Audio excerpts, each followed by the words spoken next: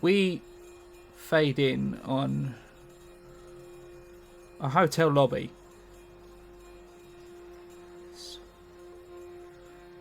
Art Deco. 1920s, maybe early 1930s.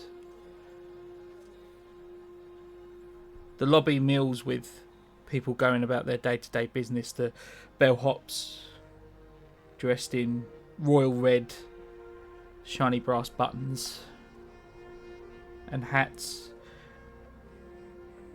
carrying luggage to and fro. The two receptionists busy checking people in, and a lounging area,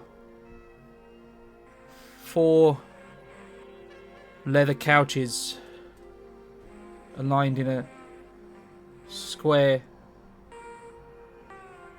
configuration, all pointing on one another across a glass coffee table, and a single occupant with his legs crossed over, reading the morning paper dated 2nd October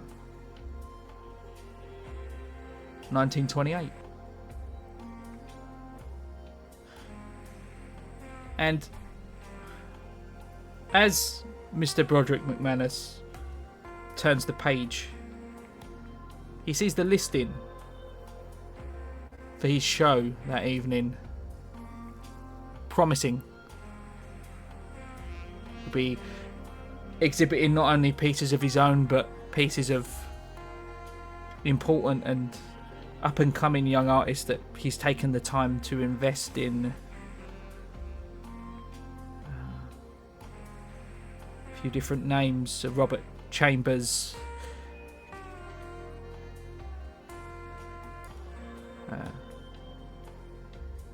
Eli Horak, and Amanda Wright.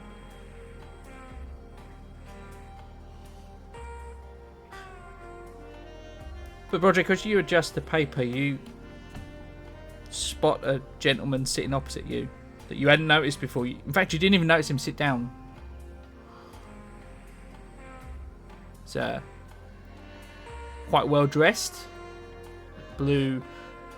powder blue suit. The style was a little bit unfamiliar to you. Maybe he's from abroad, maybe. But he is looking quite intently at you as he takes a cup of coffee and places it down on the coffee table that divides you. He's sitting straight across? He is. I unfold the newspaper down a little bit, uncross my legs, and lay it across flat. So I look over at him. I'm very good at spotting art, and that suit, my friend, well, it is a work of art. It's rare that I see someone with as great of a sense for these kinds of things as me, and not know their name. Who are you exactly? Oh. Me, I've been looking for you for quite a while. You can call me Mr. Wilde. He extends his hand across the table to shake. I don't extend back. Suit yourself. I'm a fan, Mr. McManus, of your work. Is it... Okay, never mind. I just kind of lean forward and I go, I'm glad to hear you're a fan of my work. I'd love to know about yours if you have any, or if you're just a procurer of art, but I'm not the most well-known in terms of everybody in the general public. Well, I'm somewhat of an aficionado for certain types of subject matter. Let's put it that way. The subject matter of some of the art that you're exhibiting this evening is of interest to me, and that's how your name came to be on our radar. I have to admit, I can't stick around for long. I need to pass on a message so to speak. You're about to be paid a very interesting visit by some acquaintances of mine. Now, if you'd be so kind as to assist them with any questions they might have regarding your work here, I'd be obliged. I'm a sort of a middleman and I'm pointing them in the right direction. They should be arriving very soon. If I don't? Because this doesn't sound like business I'm generally interested in. Oh, no. Nothing like that, Miss McManus. Don't take it the wrong way. They're fans, much like myself. They just wanted to meet you and question you about your work, that's all.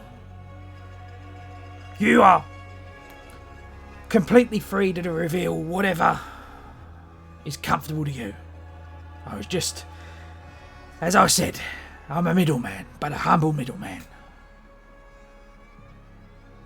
He takes the paper, he folds it over one more time and puts it down on the coffee table.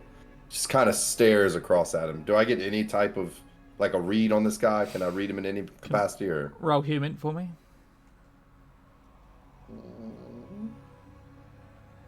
Starting off strong, guys. How about a 91?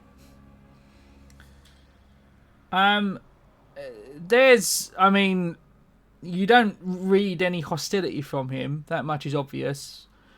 He's approached you in quite an open location. But beyond that, you can't really gauge much. He's take him at his word, I guess. I just kind of narrow the eyes at him, and I nod my head. And well, I have to thank you for pointing more eyes in my direction. So, in the future, I look forward to seeing you again, and I hope that we meet under great circumstance. And I just kind of open up the newspaper, pop it out, and put it in between me and him. As you do that, there's a commotion from the turnstile doors at the front. These have been out of order for as long as you've been staying at the hotel. And there are two doors either side, and they swing open. 3 individuals burst in, somewhat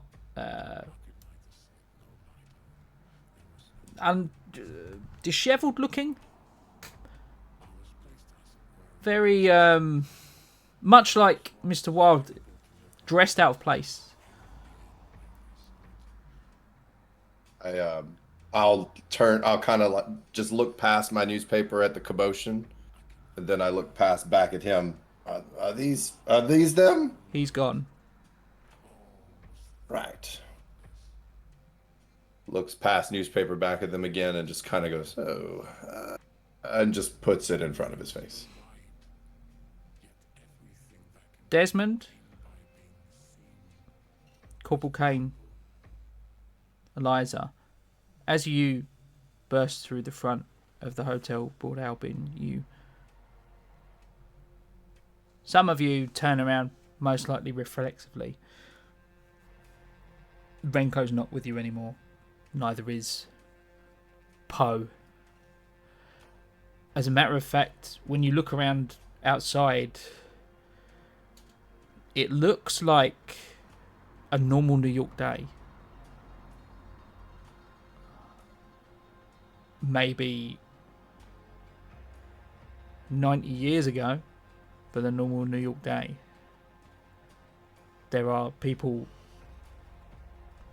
bustling past on the pavement, all in rather 1920s looking garb. And amongst them, just staring at the front door of the hotel, you see the gas mask figures. They do not move. They no longer pursue you.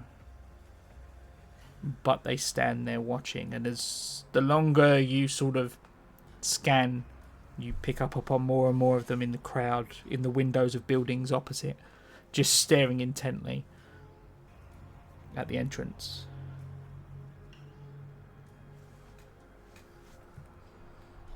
Kane looks around, just kind of like as a general, like counting heads, and notices that Renko, and Poe are missing.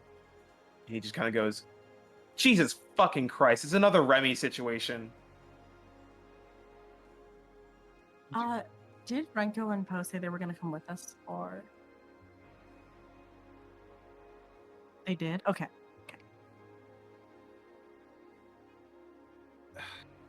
I guess I'll walk up to Broderick. Hello. We're supposed to meet somebody here. I'm assuming that's you. And I kind of look around the room. Is there anyone else in this room? I mean, it's a crowded hotel lobby. There's lots of there's people all back over. and forth. Yeah. Yeah, but he's the only one that's seated. I'm very busy, but I mean, if you think that you need to talk to me about something, please. Who are you? Desmond, Eliza. The moment he begins to speak, you pay attention to it is that Kane's addressed, and you recognise this man immediately. Eliza, you in particular recognise this man immediately. It's Broderick. Wow. Long time no see, Mr. Escaped Convict. You see the newspaper folds down as he looks. He goes, no. Firstly, who are you? And secondly, I have no idea what you're talking. I don't deal in any types of things that would make me a convict. So clearly y'all have the wrong person. And he kind of like stands up and brushes off his legs. And he, I have an art exhibition that I need to get to. So it was a pleasure, Mr. Whatever and Mrs. You. I'm going to pull out my gun and be like, I'm afraid not. You're going to sit right back down. Look, all right. Firstly, put that the fuck away. Look around you. I don't think we will. I just kind of take another step backwards and see what he does. Some of the bellhops have noticed you draw a weapon called Kane. FBI business. Carry on. Flash your badge. Flash your badge. I don't have shit to do with the FBI. Help! Help! They have a gun! All right. Everybody calm down. This is police business. Eliza's gonna take out her FBI. Sir, we're looking for you. We've been looking for you for a while. We need to talk. Why? Why could you I'm just a businessman. Why could you possibly need me? Why don't we find a more private conference room to have this conversation? No. Public is fine. As he looks at the gun that's still pointed at him. Okay. All right. Eliza's gonna, like, sit in a chair sort of across from him. Do you know, Mr. Wild? We're looking for him. DM, do I know Mr. Wild? The man who literally just introduced himself as Mr. Wild too, yeah? Oh. Yeah. Cool. Yeah, kind of forgot that was his name, not gonna lie to you. That's all right. We're back. That's fair enough. Yes, I just met a man by that name. He was right where you're sitting now. He left. I assume he did. Okay. He told me there'd be 3 individuals that came to talk to me. I really hoped it wasn't y'all when I saw you come in, but it would appear it was. So you're here to procure some of my art, then, are you? Kane will holster his pistol. Right. Well, if you would have just opened with you needed art from my exhibition, I could have easily answered that question without having a gun in my face.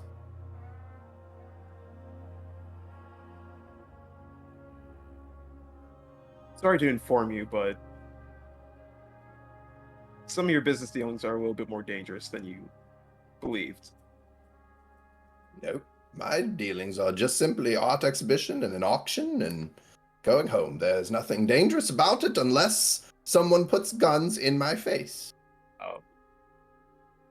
Somehow that's the least dangerous thing that just walked into your life. What art exhibition are you Eliza, you had a dealing with that years back.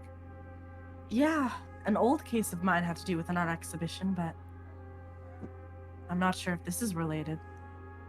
Sure, none of my art exhibitions have ever come across your desk. I've never even seen any of you, so this is clearly a misunderstanding. And you see, he kind of just like looks right at you guys, and he kind of like gestures towards a more quiet area in the hotel. He goes, "Look, maybe we should talk, perhaps over there. If you could perhaps not have the weapon, that would make this go much smoother. But perhaps we should have this conversation elsewhere."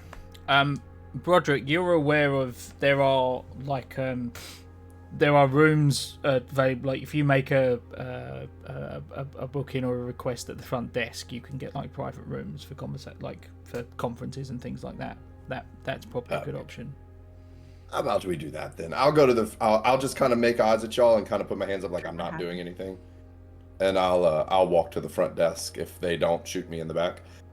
And excuse me, I am in need of a small, just very short amount of time in a conference room. If you could make that available for me, I will pay whatever fee is required. The kind old gentleman at the front desk is a small, sort of ever smiling man by the name of Elmer Lisette. You've had a few dealings with him since you've been here. He manages to look like a teenager and a senior citizen at the same time. He's got like a Benjamin Button sort of thing going on.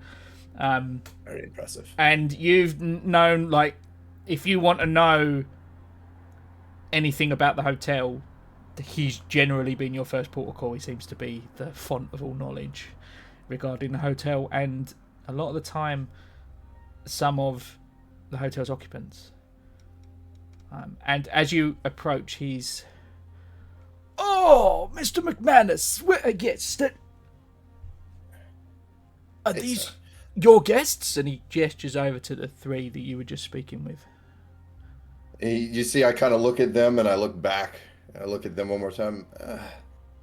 Something like that. Can I have just a moment of privacy with them? It doesn't need to be long. Just somewhere I can take them and we can have a private discussion where no one else's ears will hear us. "Not a bother. They have been expected for some time now."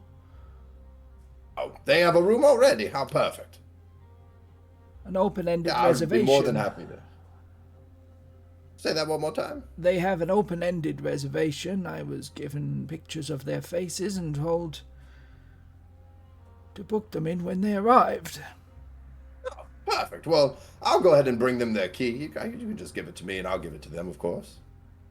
I would have to do with them in person, Mr. McManus. You understand these things. Fine. And I kind of look over and I gesture for them to come on over. As they get close, I go, "It would appear you've already been booked in. Someone must have already paid for your stay. Here, go ahead and get your keys." It appears Mr. Wilde is our benefactor. As much as I hate to say it. He had an odd way of dressing, but it did seem expensive, so perhaps it was him. You all, matter of fact, have a very odd way of dressing. Not quite as expensive as his, though. Yours is just strange. And as a matter of fact, Broderick, do you want to describe your appearance for the same? I'm so sorry. Yeah, No, I am... So Broderick, as y'all stand there looking at him, he's tall. He definitely has what would look like a swimmer's build. He's muscular, but it's very well hidden under a very large suit. See, he's got on a two-piece suit with the black pants with almost this like sky blue shirt, and he's got a black jacket with 3 buttons. The middle one currently buttoned. You see, you poking out of the sleeves. You see he has the two golden buttons on each of his sleeves. And he seems to have what looks like this almost golden chain that goes down into a shirt. You're not really sure what type of necklace it is or anything because it's mostly covered by the collar of his shirt. And you see as he's standing there waiting on you, he pulls out this pretty ornate pocket watch that he like clicks open. And he kind of checks the time, looks up at y'all, clicks the watch, and puts it back in his pocket. It's you could say we had a rough time getting here. Yeah, I would, by our first interaction, I would imagine that is so. Yeah. It's been a long couple months. A lot of different cases. Yeah, New York ain't as safe as it used to be.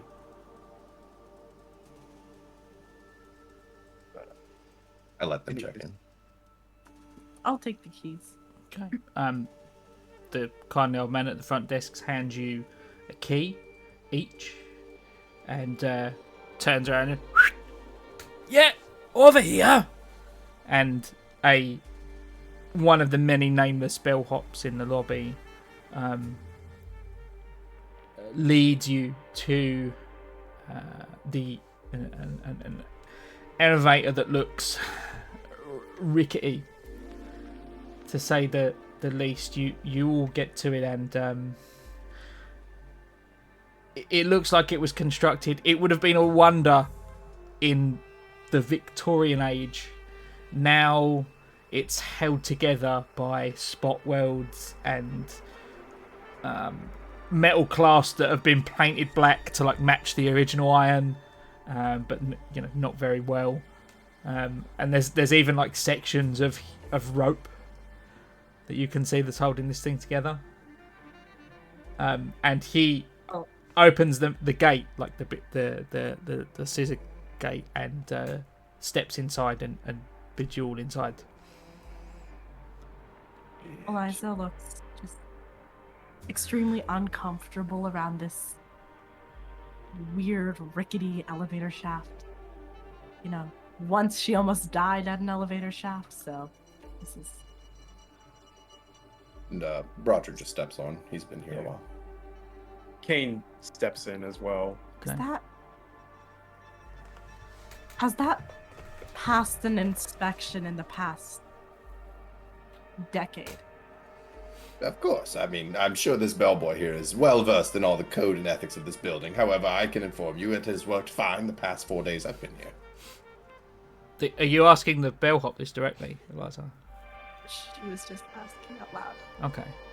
Kind of talking. General question. That's you. fine. No, but the bellhop doesn't respond. If that's the case, that's okay.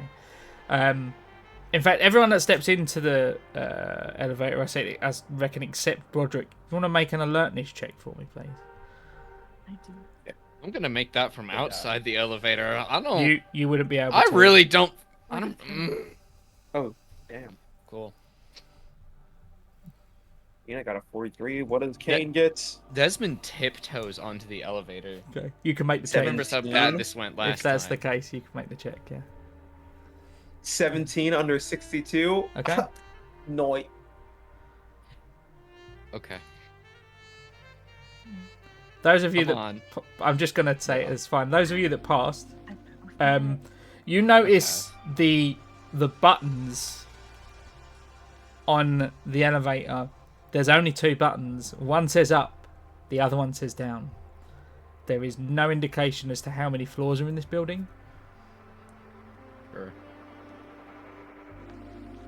Just look at the bellboy, waiting for him to push the button. And he presses the up button. And because it's literally just a cage, you can see the brick wall, and as you pass each floor, sort of nameless hotel floors, and you count to 6 stops on the 6th floor. The doors open. No, the bellhop doors are, opens. open. The bellhop opens the door on the 6th floor, and gestures out. You can get glimpses of the hallways Yes, as you were going up. as you're past, yeah, because you're Do you literally Do I recognize any of them? No. I like where your head's at, but no. As the bellhop opens the door, you see Broderick's hand kind of touches the inside of his palm with what looks like some sort of currency. Thank you, sir. We can handle it from here. If you could, and I just kind of give him my eyes as I push the cart out of the elevator. Yeah, and he nods and palms the notes and closes the cage door, and the elevator heads back down to the lobby. Your keys are marked 607, 608, and 609, which would just be just ahead of you. After y'all. Which one are we meeting in? Mr. Broderick. This may seem like an odd question, but please indulge me. Do you know what year it is? Of course, it's 1928. A ridiculous question. And the time of day, if I might be more ridiculous? Pulls out the pocket watch and clicks it. What time of day is it? It's about 1:30 p.m. 1:30. Yeah, just a little after lunch. Thank you. Is there anyone else in the halls than us, DM? No. All right. If we could find a room, if we don't have this conversation. I still don't want to have it in the hall. I don't think I'm going to let this elevator out of my sight. So, You have a thing against elevators too? I mean, I've got a thing against you, but Well, I'm not sure if that's happened yet. I thought that was the other one had a thing against me. Oh, It's a no. group thing. We've been kind of screwed over one too many times. I don't even know who you are. It hasn't been me. Yet we have noticed that. Yeah. Is it? Well, you're learning so much about us now. Mark, this might not be possible, but is it possible for me to, like, remotely access the case files that I have of people who I've worked with? Because I'm pretty sure I'd have, like, Broderick's records somewhere, you know?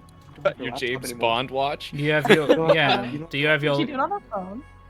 you have your phone Well- on you? You can take a look if you want. She had, like, okay, yeah. I'll just No, gonna- no signal. open up my phone. All right. So, okay.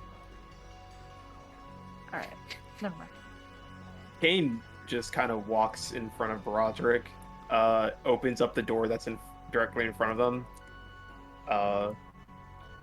and just walks in and just looks around and just kind of scopes the room, clears it.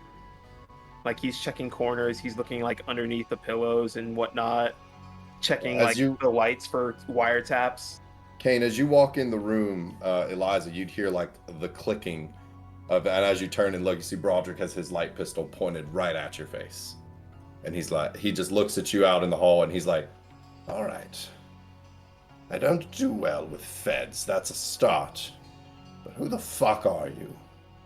And why are you looking for me? Right. Well, at one point, very, very early on in my career, you were one of my charges, Mr. Broderick. You helped me with a case. Well, helped is a strong word. You were there. You were supposed to assist me, or on a case about art and about a missing girl. Do you remember any of that? Right. That would all make sense if I had ever in my life seen you before. I don't forget faces, especially none that are beautiful. Clearly, we've never met. You, and he kind of turns the gun on Desmond at the same time. Never met you either. Yet you all talk to me as if you know who I am. I don't know you, and I don't like any of this. Are you watching? Who else is watching me right now? I have an exhibition. Yes, I admit it. It is all legal and sanctioned. It is an auction. Everything is fine. Why are the feds watching me, and why are you looking at me? Does Kane hear any of this inside the room? Is the door open? I would assume the door was kind of left open. I just went in there to like clear the room, make sure there's nothing like nobody waiting in there or wiretaps as we're so used to. Mr. Broderick, I'd suggest that you put down your gun. There are 3 of us and 1 of you, and I'm fairly confident in our shooting skills over yours. So even if you shot one of us, well, the outcome wouldn't be good for you. So why don't you put that down? You see, he just kind of, he doesn't. He just stares with it straight out, and he kind of looks, and there's a moment of thought. He kind of looks back towards the open door and looks at you two. Charming. Who are you? Well, my name is Eliza Bishop. I was an FBI agent for quite a while. You are a Fed. Okay, that much was true then. And you? Points to Desmond. I don't. I'm here to help Eliza. Also a Fed, okay? The guy in the room that loves to pull guns on people before he knows who they are. That's Kane. He's here to help me as well. One FBI agent and two unknowns who don't have a job but are helping you for some reason. Why are you and your lackeys looking for me? Because you know someone who we're looking for. I know Mr. a great Wilde. deal of someone's. I don't know Mr. Wilde. I met Mr. Wilde before you showed up. Matter of fact, he almost appeared and vanished. Said that I'd meet you two. He tends to. Who is this Mr. Wilde? Is he an investor? Is he someone for the FBI? What is his purpose? You asked earlier, who else is watching you? Well, that would be Mr. Wall. What, is he FBI? Is he MI6? What is he? Why does he have an interest in me? Look, I mean, I'll drop some of this. We all know that this is little more than art, but it's just more expensive art than that which the normal person could procure. Why are you so interested in my art collection? Why don't you tell us more about your art collection? And by any chance, are you involved with any strange symbols? I'm an You might have- artist. We draw. Right. Oh. You know what Eliza has had for the longest time, Mark? When Remy was going insane and drawing all of those yellow signs in the notebook, she took his notebook, and I think she still has it. So she's gonna flip it. That's like first session stuff, but I take notes. So Jesus. You literally took notes. Yeah, you took somebody's notebook. Flashbang him Yes. right now.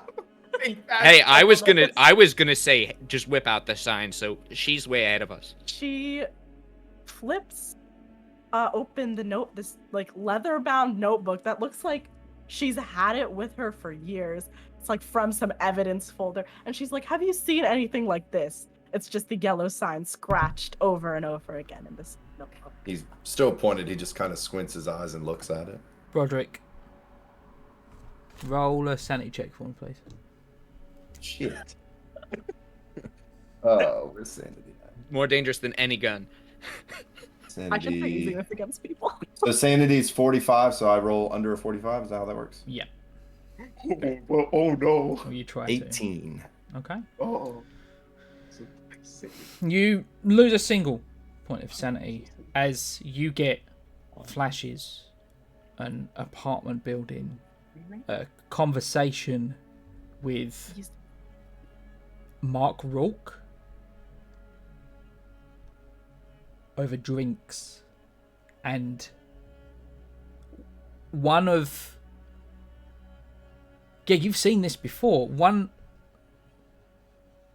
of your sponsored proteges, right, Amanda Wright. You've seen this on her art.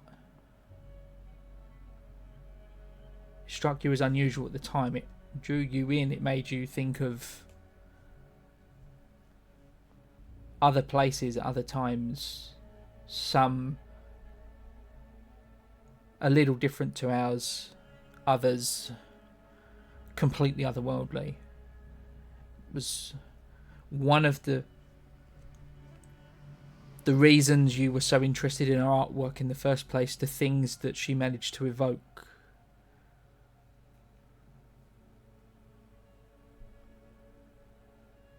Yeah. I kind of like shake my head as I like pry my head away from the notebook, and I'm like, uh, yes, I've seen that before. I can't really remember where. I'm pretty sure I've seen it on some artist's work before. It looks vaguely it's more of the feeling than the actual symbol that draws me back in. But I can't say that I know for sure who it is. The case that I believe I know you from. I know you don't believe me or anything, but...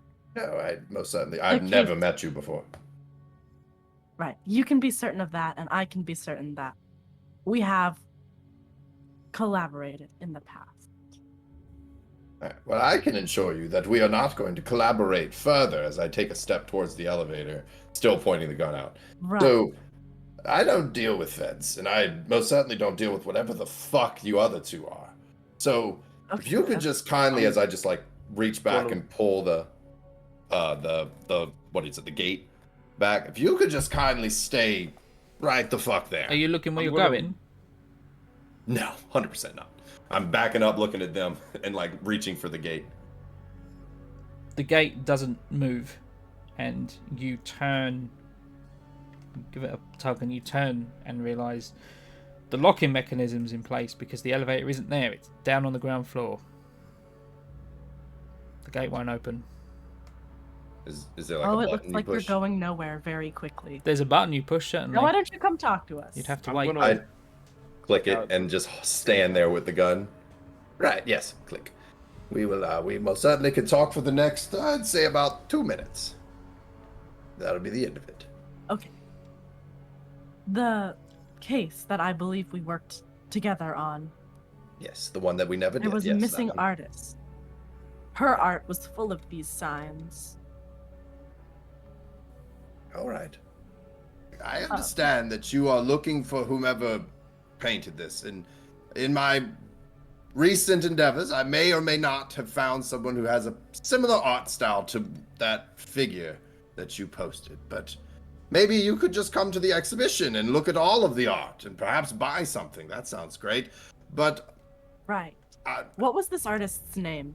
The one who's painting these things? It could have been anything. You know, I speak with artists all the time. We talk, and they give me things to look at, and I procure for them, and it's more of a give and take. I'm not sure that I remember her name. And kind of glances back at the damn elevator.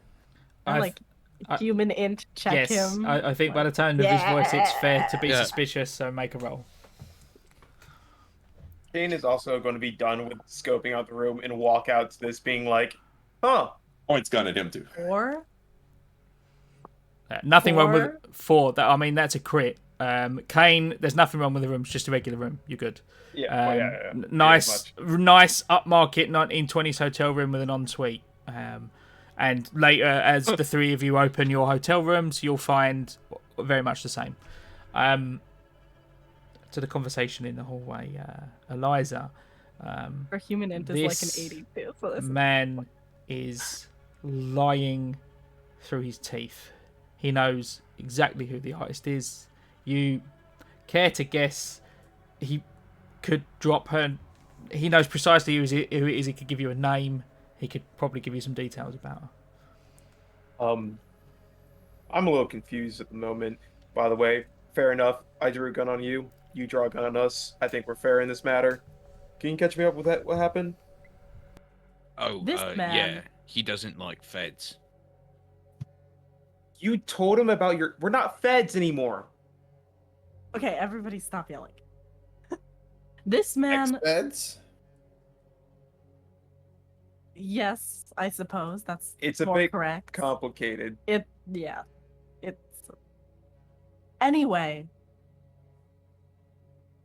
Broderick, you are lying through your teeth to me, and I don't really appreciate being lied to. So...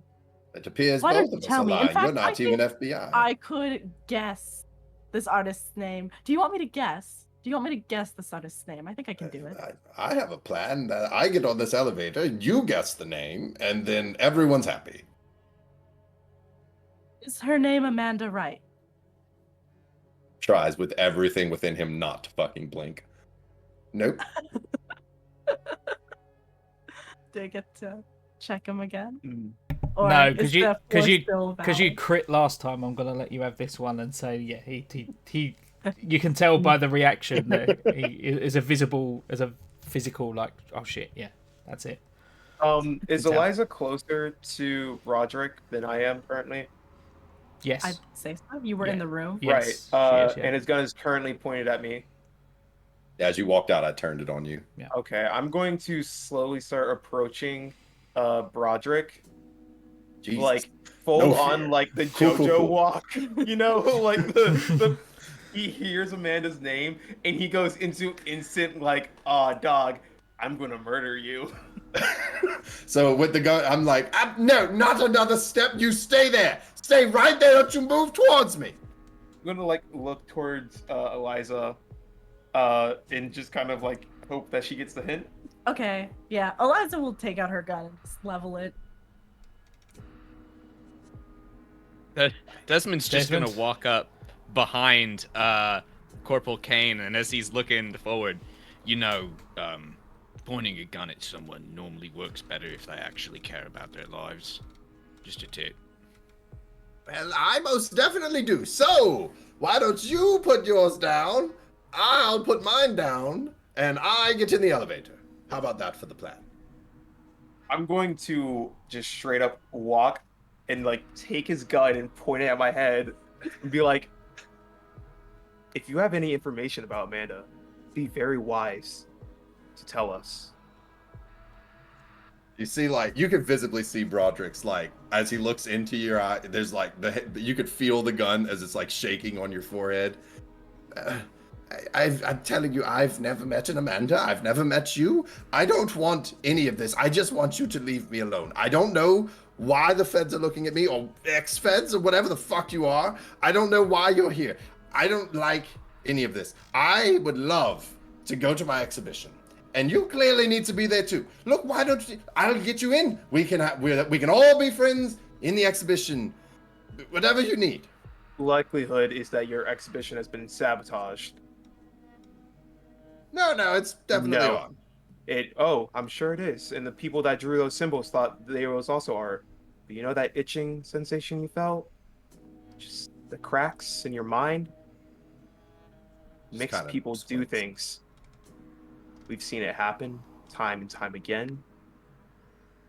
Fathers murder their sons. Daughters killing siblings. Nothing good happens when this sign is shown. And Mr. Wilde has a very strong tendency to let this art leak out to the public. So you're right, we're not feds. We don't have any legality or justice system on our side. We're just simply trying to help people. See, Broderick just kind of like, his eyes leveled at yours at this point. He just kind of looks over at the other two and just really slowly just pulls down the gun. If even some of that's true, I don't understand. Yes, there's something in my head when I looked at the symbol, but that's what makes Amanda's art so captivating. When you look at it, it's like looking into the atmosphere and the sun, and It's not her art. She's just a puppet. She's just an actor in a play. I think we should talk inside now that we're all on the same page. He puts the gun back. You notice he pulls up his coat and kind of puts it in the back of the coat, lets the coat, or in the back of his pants, and then lets the coat kind of fall over it. Yes, sure, we can talk in the room. I guess I'm more connected to this than I would like to believe. So, please catch me up to speed at the very least. I truly, I know that you don't believe me, but I don't know who you are. So, whatever you think I've done, I haven't done. I don't even know what this is. I just know that the art is beautiful and it makes me feel fuzzy when I look at it. May seem like an overreaction, but this art is the beginning of the end. I'll walk into the room first, so they'll. Also, I thought you were going to Also, punch him. I totally set you up for that. Oh, I totally set you up for that unarmed combat roll. I You did not thought- take that.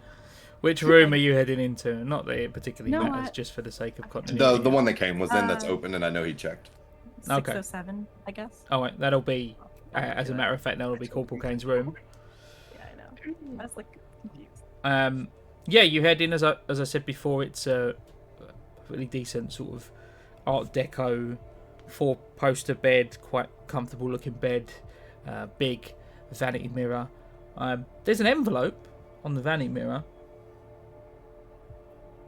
as you enter the room, and the last of you mail. closes the door. It's addressed directly to Broderick. Corporal Kane. You see, Broderick walks in first. You see, with absolutely like no indication of any personal space, he just like grabs the letter off the vanity. Kane, that would be you, I assume, as he begins opening the letter. I'm just gonna hold out my hand and then just kind of, I don't even really care anymore about who sees these letters that Amanda is writing me and taunting me with. So I'm just gonna stand next to Broderick, like side by side, and like just open the letter next to him. With his hand outstretched, I put the empty envelope in his hand and I open up the letter. It's an invitation to dinner. The letter is letter-headed, paper from the hotel. Appears to be. You look sort of to the left on the vanity cabinet, and you see like a big like pad full of these pieces of paper, and you've seen this letterhead before in a apartment block in 1995, and again in the personal documents of one Dr. Elias Barbas in 2015. Those of you that are looking at that and make that realization, can you all make a sanity check for me, please? Well, yeah, sure.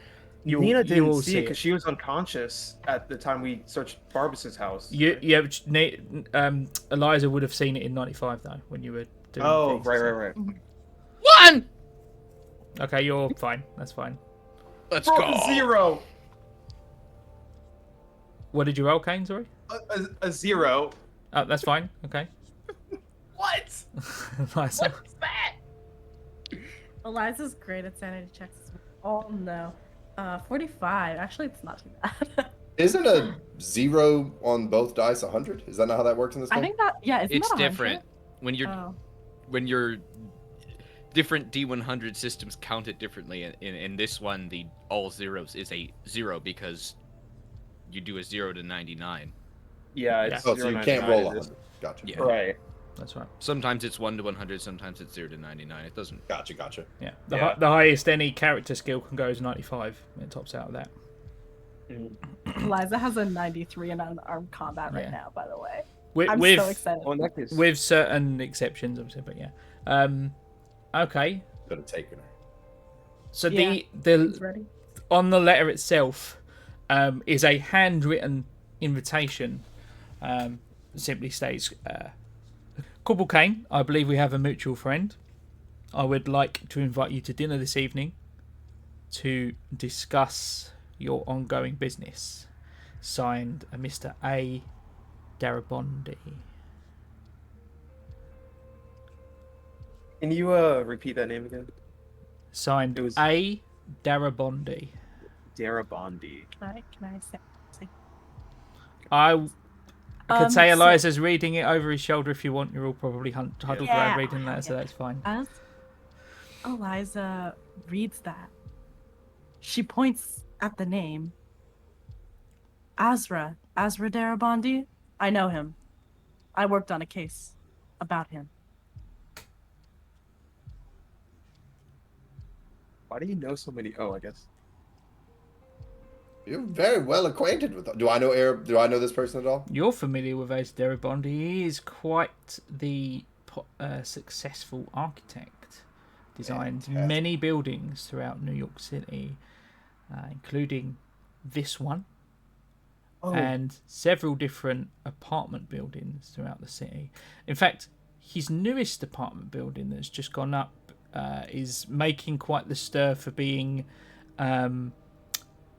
he's battling with sort of New York City politicians because it isn't really in keeping with the aesthetic of the area. He was the one I met in the bookstore and read the book about. The one he like murdered somebody and right. That's yeah. Oh, Is this Kane saying this out loud, or is this just you remarking? I'm sorry. this is me just Okay. remembering this. Fair enough. And now Kane is remembering this, and it's like, oh lordy. Yeah, I'm very well aware of this. He's an architect here. He's built most of New York, so he's quite the up-and-coming architect. He's quite good at what he does, too. Matter of fact, I'm pretty sure he built this hotel that we're in. So, yes, you seem very well acquainted there, Miss Eliza. You know people who don't know you, and you know architects of the entirety of New York. I've also had a run-in with him. Can't say it was so pleasant. Oh, great. Did you point your gun at him, too? No, somebody else did, pointed their guns at me. New York just isn't as safe as it used to be. It seemed a lot safer before you three showed up. What about you, there, Mr. He just kind of looks over at you. You know anything about this guy? Nothing, just here? Respectfully, I don't fully comprehend what is happening. Oh, comprehend. No, okay. Listen, I've had a rough week, and really just every time I close my eyes, I can still see him there. So, can you just let me fucking grieve, please? I'm more than happy to not be here with you. So yes, that is A-okay. But it would appear that we're all going to dinner with this man, so... I believe the invite was for Kane, but yes, we'll all be going. And there's a packet filled with invitations for, I think, all of us. It said I was in the letter. As a matter of fact, it does say on the letter, it addresses you and mentions your 3 acquaintances. Yes. Then let's go to dinner. I do love a dinner. When is this exhibition supposed to take place, Mark? That's a good question. Roll intelligence ×5 for me, please, Broderick. There's no time. Oh no, that's good in this game. So it's supposed to be 65 is my score. I rolled a 3. Ooh, that's a crit. Okay. I saw the 3 and panicked. I was like, fuck. No, that's a good thing. That's a crit, my boy. That's a good question. As you sort of consider dinner in the evening, and you've just been discussing Amanda, and you think about the art, and you think about the exhibit, and you can't remember when the exhibit is supposed to take place. There's a basement gallery in the hotel, maybe. But no, that's stupid because you've seen the map in the lobby, and there's no basement gallery. You know there's no basement gallery on the map, but why? And you stop for a second, and your breathing gets a little bit heavier. You close your eyes and calm down, and you don't know. In fact, you're having a hard time remembering how long you've been here.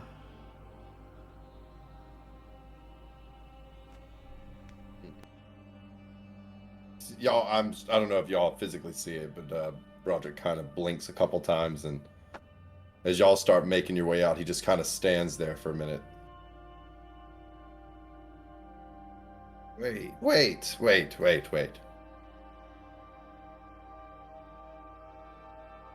I don't want to miss the exhibition, you see. Even if we have dinner plans, we need to find out. I know that it's happening. I just can't seem to recall the precise time. And perhaps we should ask someone who knows what time it's taking place, and make sure that the dinner and everything, of course, we can make it there in time. And as you finish saying this, you realise the people you were with are gone, and all of their doors open again, like they were closed. You're in the hallway now,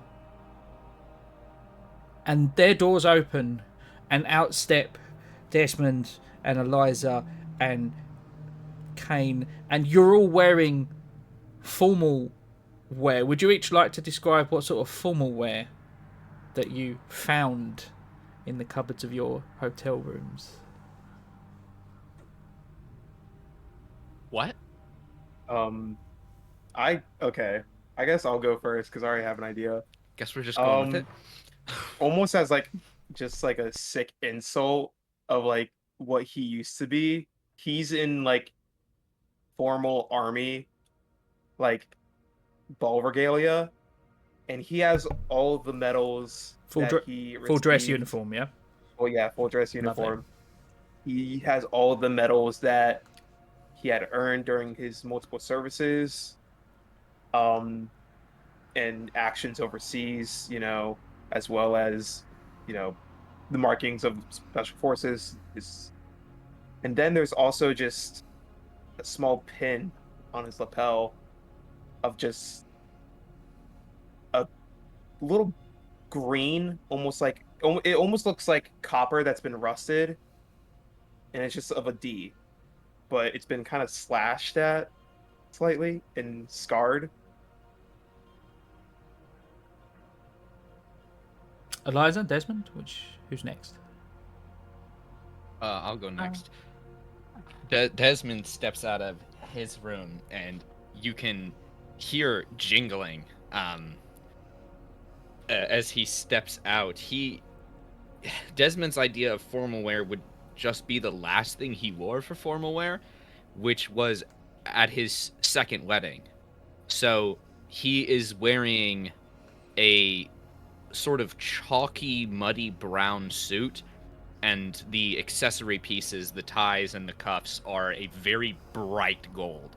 And he's got his Forest Ranger hat. He looks like somebody put Smokey the Bear in his suit. Okay. And Eliza? All right. Well, Eliza is wearing a sort of 1920s style formal ball gown in a shade of forest green, and her hair has been done up in sort of like updo as she steps out. She got a flapper dress on. Yeah, maybe. You're all able to conceal at the very most like a medium pistol or a light pistol with what you're wearing. Yeah, I'll take it. Eliza has her like unfashionable giant like evidence satchel thing that she's always carrying around, right? And she's like, so this dress is a little bit too short to put my Kane, I'm just gonna take this. Look at all three of them. Thank you. And I click my pocket watch open again. What time is it? 6:15. Close.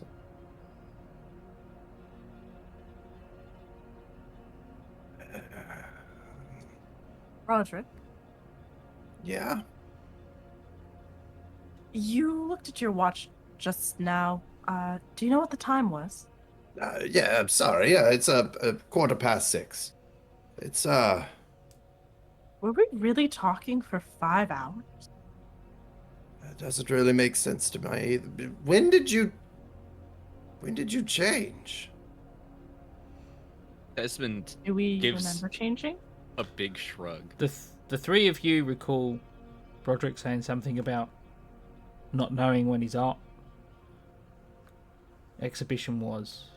And then he just kind of leaned against the wall for a while and kind of gazed off into the ceiling. The three of you tried to, but he wasn't really responding, just sort of shooing you away, so you went back to your rooms. And you changed and you emerged, and there he is. Kind of zoned out for a little while. We couldn't get a hold 5 of you. hours? I need to see a doctor. Clearly everything is going wrong. I'm a doctor. He's a doctor. What is it called when someone loses 4 hours of time and has no idea where it went? What is that called, doctor? Did I have a stroke? Is that a seizure? What did I just have? No, your speech patterns are on track. Cool. It's called being in this hotel for too long. You know what? I did read a study how the hotel lights, the way that the light bulbs work, they make it seem as though time can speed up. It's nothing. You're probably fine. Going to pretend that I believe you. Great. So, dinner, I guess. But on the way down, let me check and make sure that the exhibition isn't starting. We can always get dinner afterwards if it is. Well, the dinner is probably to discuss the exhibition. Yeah, that would make sense, wouldn't it? Yeah. The only reason why you would be invited along with us.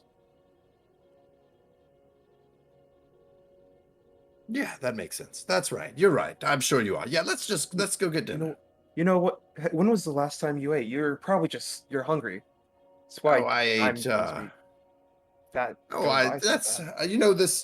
This morning I met Mr. Do I remember when I've eaten, DM? Last time I've had anything to eat? Yeah, you had some lunch not long before you sat down in the lobby to enjoy your coffee and paper midday. Same routine you've had for. Same routine you've had for as long as you can remember. Wondrous. Yeah, no, I've eaten today. I remember I was having coffee before Mr. Wild made his appearance known, and I believe I'd eaten just before that. So yes, I've eaten. Maybe I need to eat a little bit more. That must be what it is. Low blood sugar does crazy things. That's yeah, low blood sugar. Yeah. Come on, I'm sure the elevator's finally made it up in 5 hours. Opens? Is it open? It's there, yeah, and you can get in, and the It took 5 hours. The single- to get up there. They're stopping at each floor.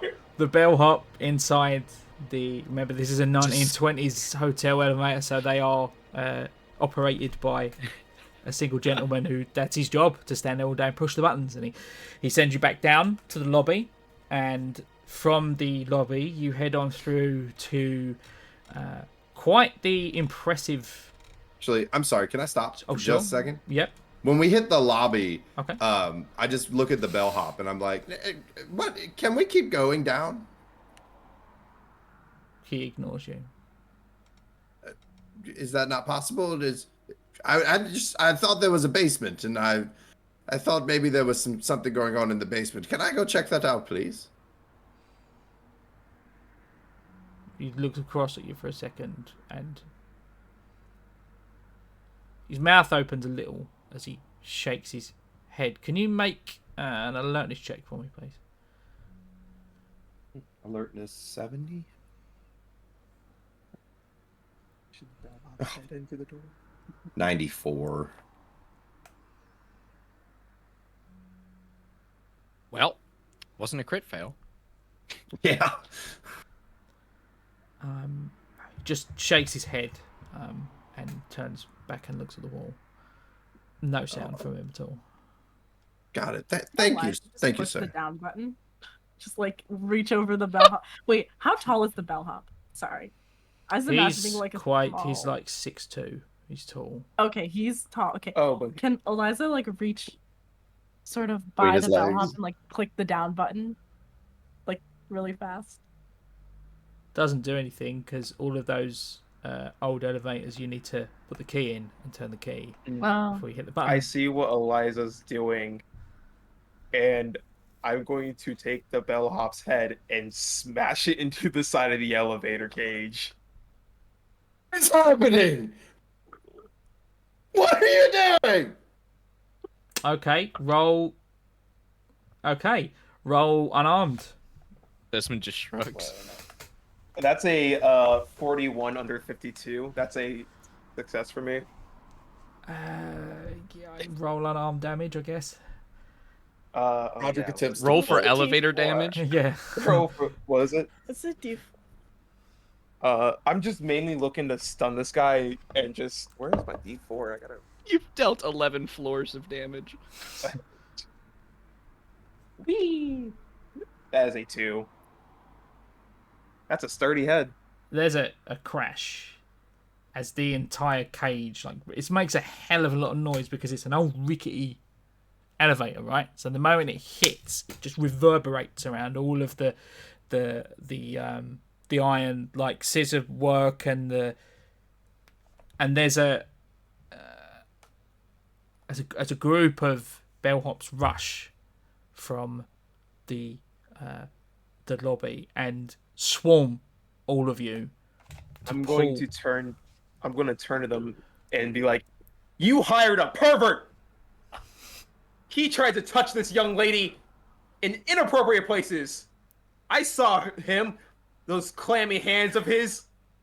How dare he? I want to speak to your manager right now." Roll. Who knew Kane was short for Karen? Yeah. Hang on a second. What are we rolling What for? the I'm fuck? trying to sneak I have out no while this is idea. happening. No, Yeah, you're not going anywhere. You can I wanna roll. sneak, You can please. roll stealth if you want to do that, Broderick. Thanks. Yeah, yes. You No, roll. this You roll. Kane assault bellhop. You roll Oh, I- persuade, Kane. Persuade. Oh gosh. Oh, it's a 52. I just have to roll under a 52. Okay. Easy money. Not. That's a 65. Yeah. I rolled a You're 14. gonna get us arrested. Jesus. Stealth is a 70. Okay, so a few things happen. A bunch of bellhops just swarm like security and pull you apart from this poor lad who operates the Pull you elevator.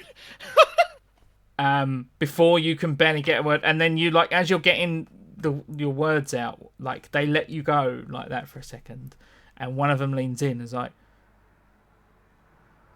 "Are you serious?" And then he turns to Eliza.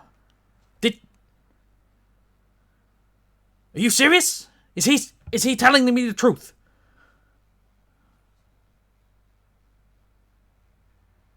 Eliza just gets really quiet. She's like, I don't feel comfortable talking about it. Roll persuade. Where are you going? Good answer. Where are you going, Broderick? Away from Anywhere fucking but away. here. Yeah, so Anywhere but this you elevator. slip out before they arrive, and you very calmly, like, just take a seat in the lobby, and no one seems to have realised that you were even involved.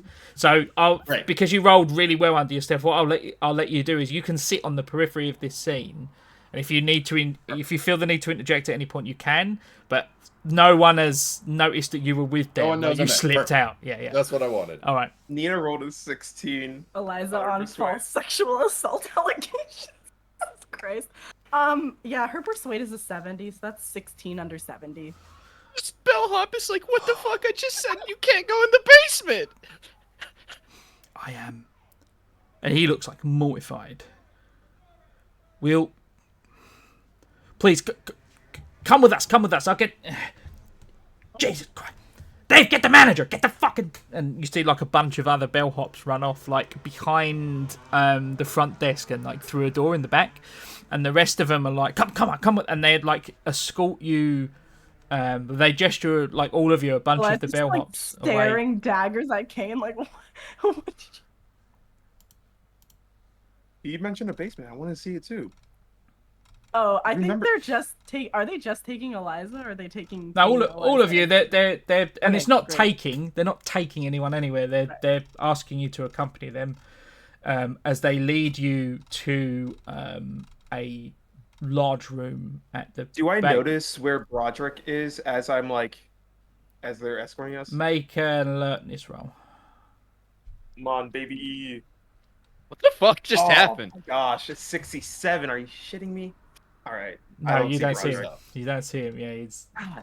God. And you see Broderick. They're being escorted towards the dining room.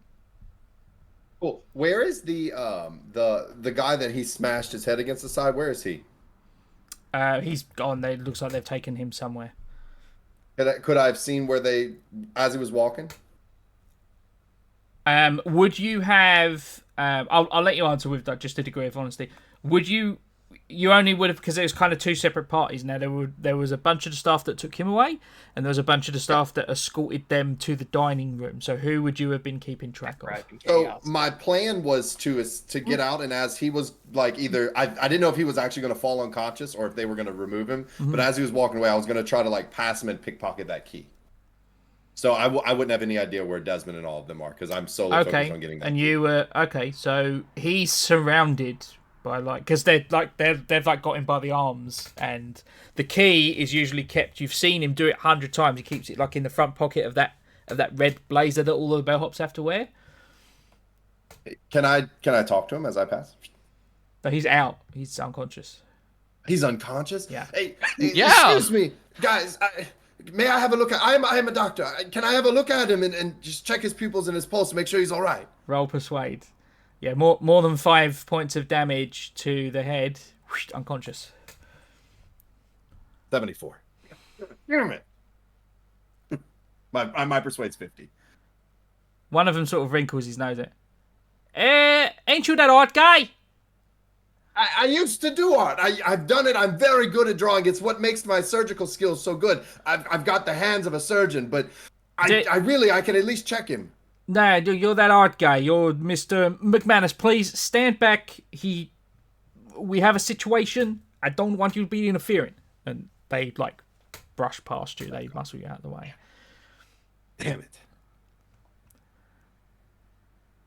Yeah, no, I let him pass. I don't need. Those of you that get led to the dining room, you're sat at a table, and one of them's like, you'll be along in the moment. We'll get the manager. He'll take a statement.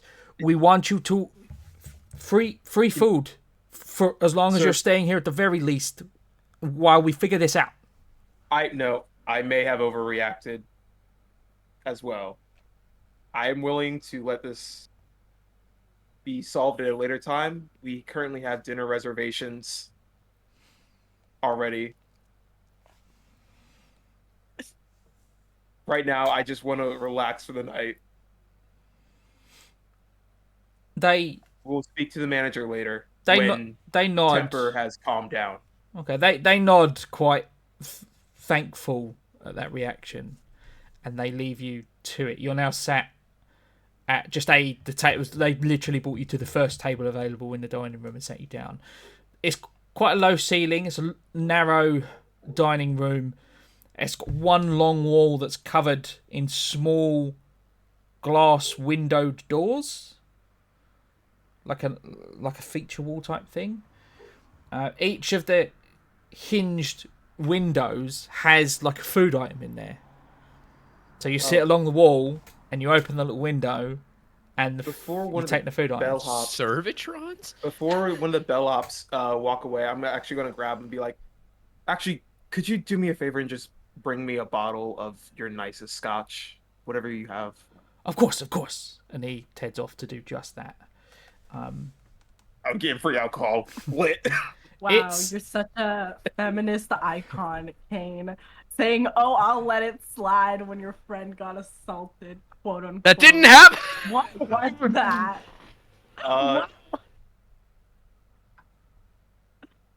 Broderick mentioned the basement. Yeah. The blueprint that we saw for Broadalbin had a basement.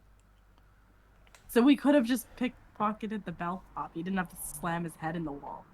Violence is the easiest answer. What? Desmond. What are you gonna do when he wakes up and contests this entire claim? Desmond. I have 9mm.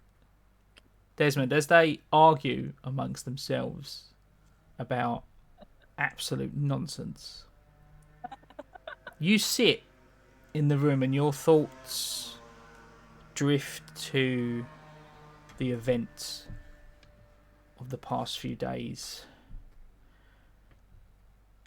But sitting there in this dining room and you're not sure what it is. There's like a fireplace in here. And there are a few people sort of camped out on wooden chairs near the fireplace. You look and you see there's people like slumped over booths in the corner that are like asleep. You get this sense of relief that it just washes over you, and you feel it's the most at ease you've felt since.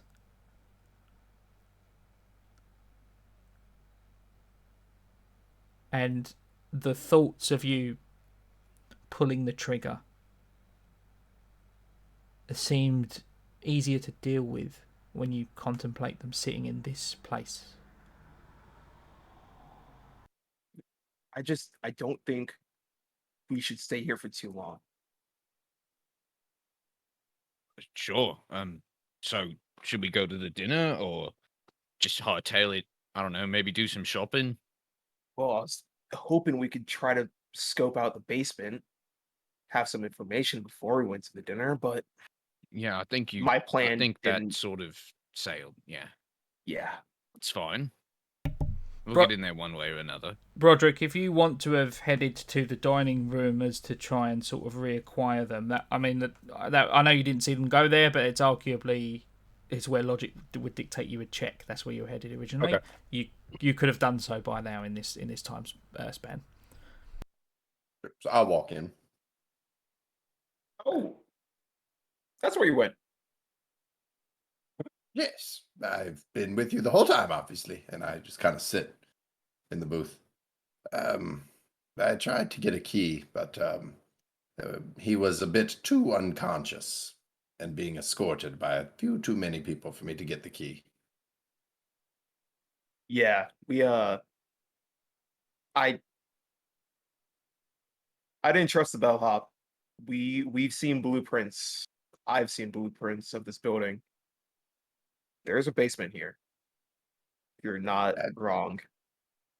Okay, I saw a map of this place and there wasn't one, so it's good to know that I'm not just going crazy. I don't know why my mind thinks of the basement. It's you. It's probably. If I'm being because, honest with you, Kane, I don't really know where this exhibition is taking place. That's kind of the whole reason I'm here. Well, sorry for the bit of chaos. That's typically how I operate. Noted. It's that seems to track with the information I've been given thus far. I tried to use the chaos to our advantage, but it was a little more chaotic than I had anticipated. There was guards all around him, but maybe in the future we could try again. Forgot that they weren't that sturdy. Broderick just kind of chuckles. So, this dinner, we all know who the mutual benefactor is. I know him as the architect of this here town. What? You seem to have a way different view of him, though. It's almost as if you know stuff about me that I don't even know. So tell me about this person. What do you know about him that I don't?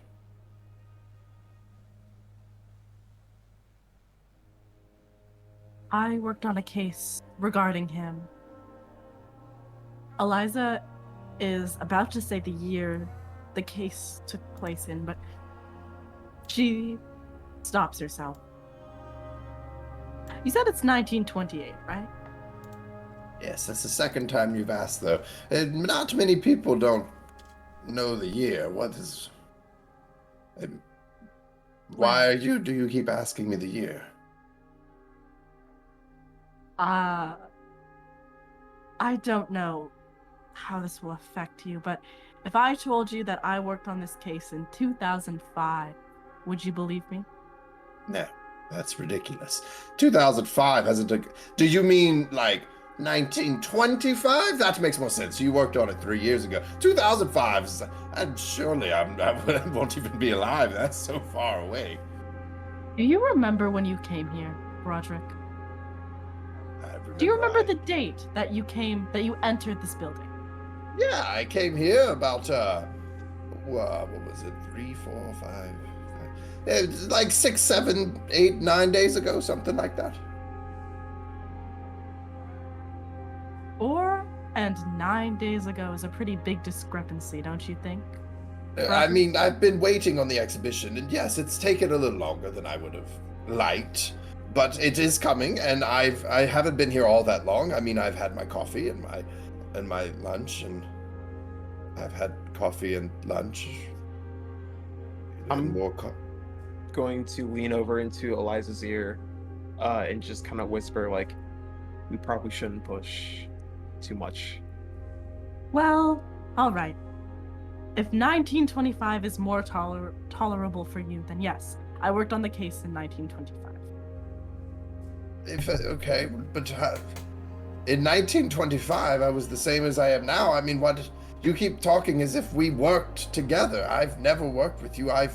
You see, he stops himself from saying a specific word. I have found many different pieces of art between now and 1925, but none of it was done with you. I would have remembered if you had purchased art from me or if I had purchased art from you. All right, so, I mean, at this point, I feel like we are not feds, and we are not going to arrest you for counterfeiting or art forgery or whatever the fuck. We do not care. You're fine. You witnessed me assault a man and then blame him for sexual harassment. Yeah, that's fair. All right. That was new even sure. for you, Kane. I think that's far worse than whatever you've done. And I think... Sure, yes. I've never assaulted anyone. I've simply fenced some art for a great deal of money. Some art that I found, and it, I relocated it for price. So, just... Darabondi is a dangerous man. And you worked with him, yes? Or you just read about him in one of your cases?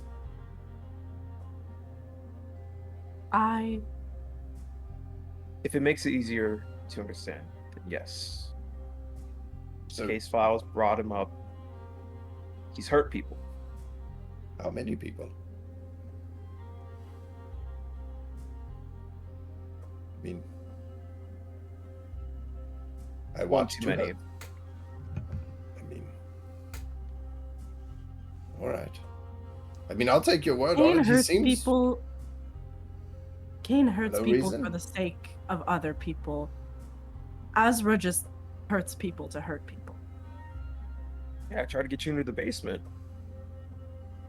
He just kind of blinks a few times. All right. He only has one setting, and it's violence. So Listen, just work. I'm like a gun. Yeah, it sounds like you're more dangerous than our friend here, but okay. I'll keep that in mind. At that point, the double doors to the restaurant open once more, and a gentleman in late 20s steps through. Sort of lean looking, good shape, blonde hair, wearing a white suit with a cane, and walks over to your table.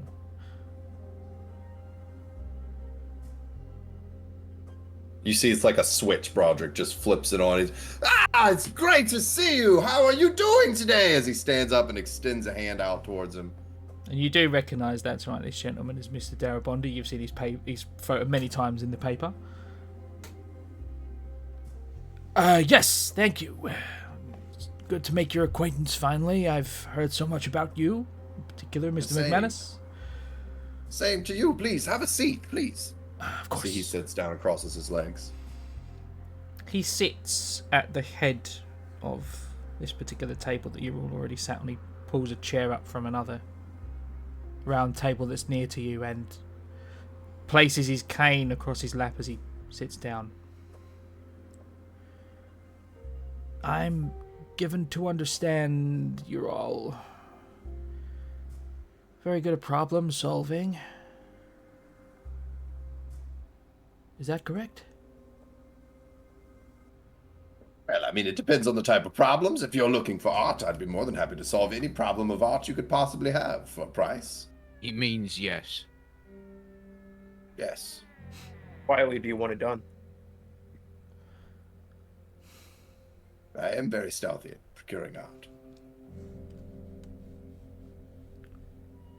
I have problems.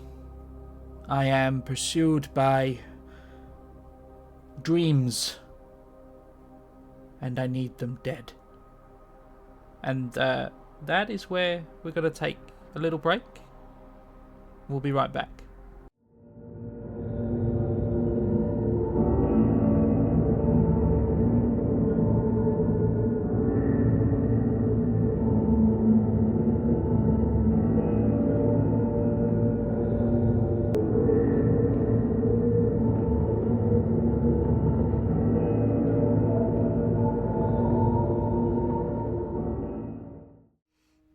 We fade back in on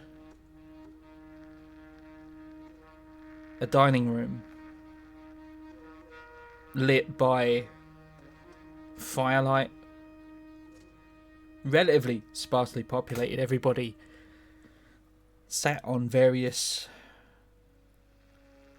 seats and armchairs and in booths in a state of restfulness, except for 5 individuals, 4 of which have been summoned here by the 5th for what's likely to be the strangest dinner date of their entire lives. As Mr. Darabondi leans in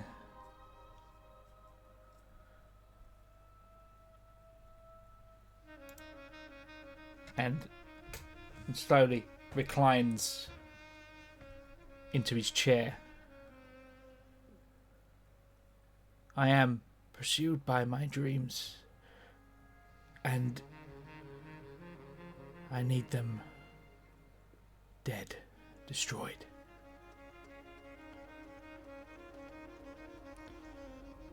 There is a ballroom here.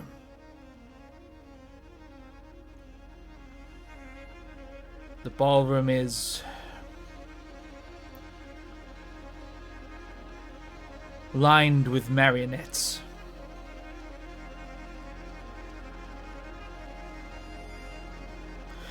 There's one in particular I need you to find.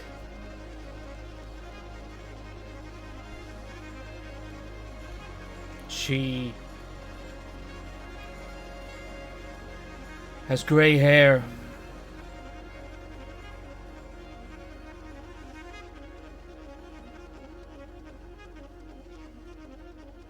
You may still see the black dye. It fades with time.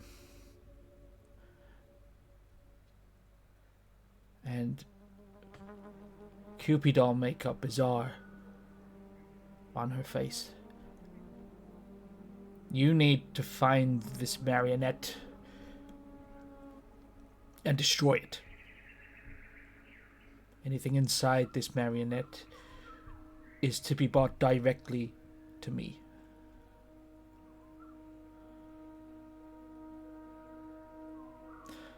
If you do this for me, I can introduce you to someone who knows the basement quite well. From what I hear, you are trying to get down there.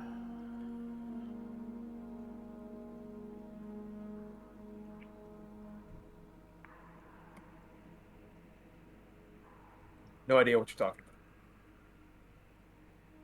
about. No, I definitely know that we are trying to get down to the basement. I don't know anything else about what you else just said, but I am firmly aware that I need to go to the basement.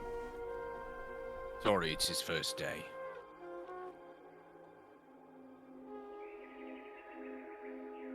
There's no need for secrets here. I am quite in the loop. And he narrows his eyes at you as he says that, Kane. Let me rephrase myself. Marionettes. I feel as though we would have seen the mannequins or somewhere nearby. They're Passing. around. They're around. You just... They make a habit of staying out of the way of guests.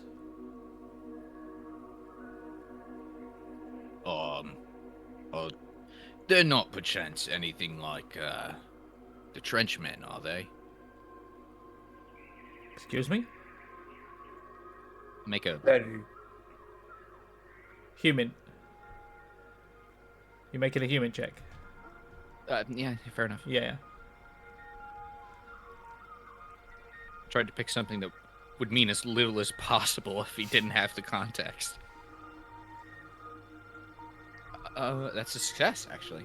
Yeah, he doesn't. He's quite clear.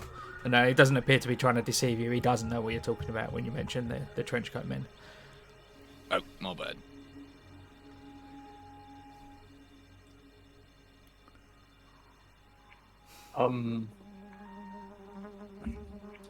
How do we go about destroying said it was marionette that he used that word specifically? Or was it mannequin? Marionettes. Oh, he Marionettes. said marionettes, yeah. Okay. You don't want us to damage what's inside the marionette. No, you must bring that straight to me. How would you prefer us going about doing that?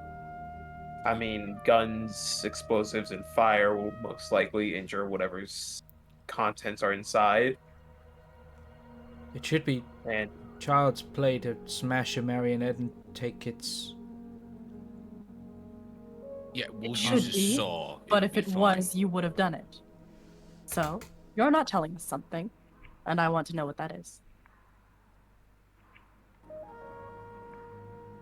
The marionette ballroom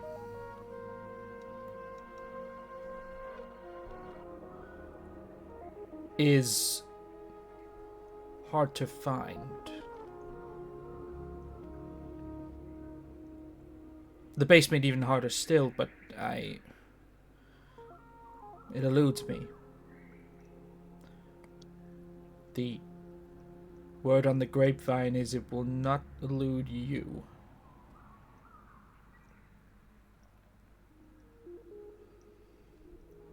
another question. These marionettes, I'm assuming they all look relatively similar to one another. What separates the one you're looking for from the others? But she has grayed hair that used to be dyed black and Cupid doll makeup. It will look different from the other. There are no other. There is no other one that's like that. Okay. No. So it looks gray hair. Okay. And there's not something else strange going on with these marionettes. They're not running around when they shouldn't be. Oh, they're running around when they should be. That is how this I place see. operates. Right. Of course. What exactly is this place? The Hotel Broadalbin. You're a guest here, are you not? Yes, I really thought there was something more to that, but yeah, it would appear that there's not. I am a guest here. I've been a guest here for I don't really know how long, so... Is that also how this place works? And his eyebrows furrow at that question in particular. I think so, yes.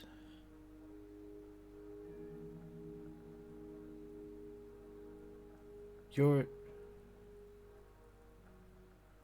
looking for the same thing I am, are you not, in the basement?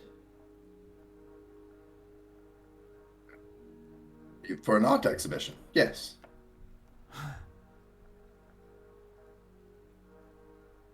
Interesting. What are you looking for in the basement then, if not an art exhibition? That's all that's in there, right? I think you are looking for what's down there.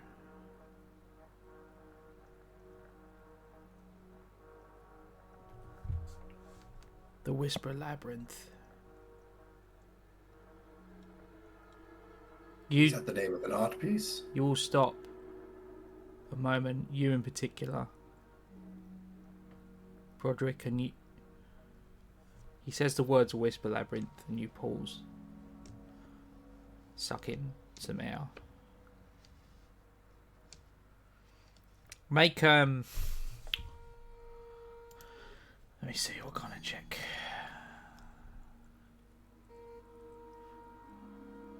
I'm gonna say this can either be human, occult, or unnatural. Ah, yes. Things that I'm all bad at. Nice. Yes. Human, 10. Unnatural, 0. And what was the last one? Occult? Mm-hmm. I do not see that on the list in A's. Occult would be O. That would be why, because spelling. They're all bad. Here we go, boys. I'm going to put this on the screen so that no one thinks I'm lying. I'll share my screen just so we can all see. We believe you. Cool. It's a nat 1. Okay. Shown. You've heard whispers, pun fully intended, rumblings amongst the various guests here. A few of them, and what takes you aback is you can only recall hearing this now. It comes to you. You've heard talk of something called the Whisper Labyrinth below the hotel. And the majority of the guests here of note, including Mr. Darabondi himself, trying to find it. And none of them being very successful at it. Interesting. I've heard mention of this elusive Whisper Labyrinth. I've assumed it was a piece of art that I just hadn't heard of, but those are rare and hard to come between too. But this is a place, a location, a being? What am I looking for in this Whisper Labyrinth?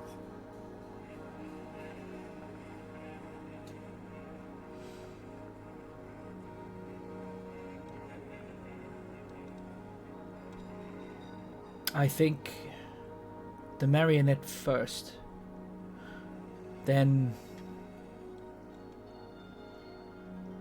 we are safe to cast illumination on such a question. Alright, I mean, I can find a marionette very easily. DM, do I have any, contacts in this hotel as far as art is concerned? No. None? No. I mean, locating art is something I am particularly good at, so I'm sure I could find your marionette. Destroying it is a saddening thing, but if that is what you wish, to find this labyrinth. I can tell you that the marionette ballroom is beneath us.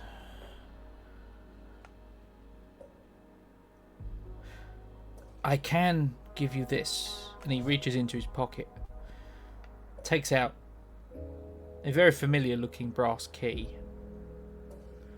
believe you can probably guess where you are to use this. I would wait until tonight. Understood. Excuse me, I have an appointment. I bid you good day. And You as well.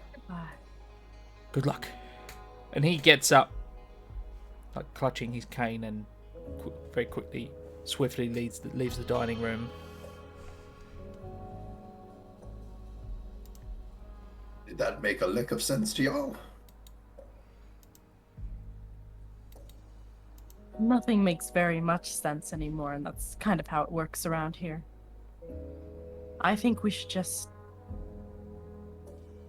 do as he says and use that key at night, and until then, maybe lay low a little bit. Just get ready.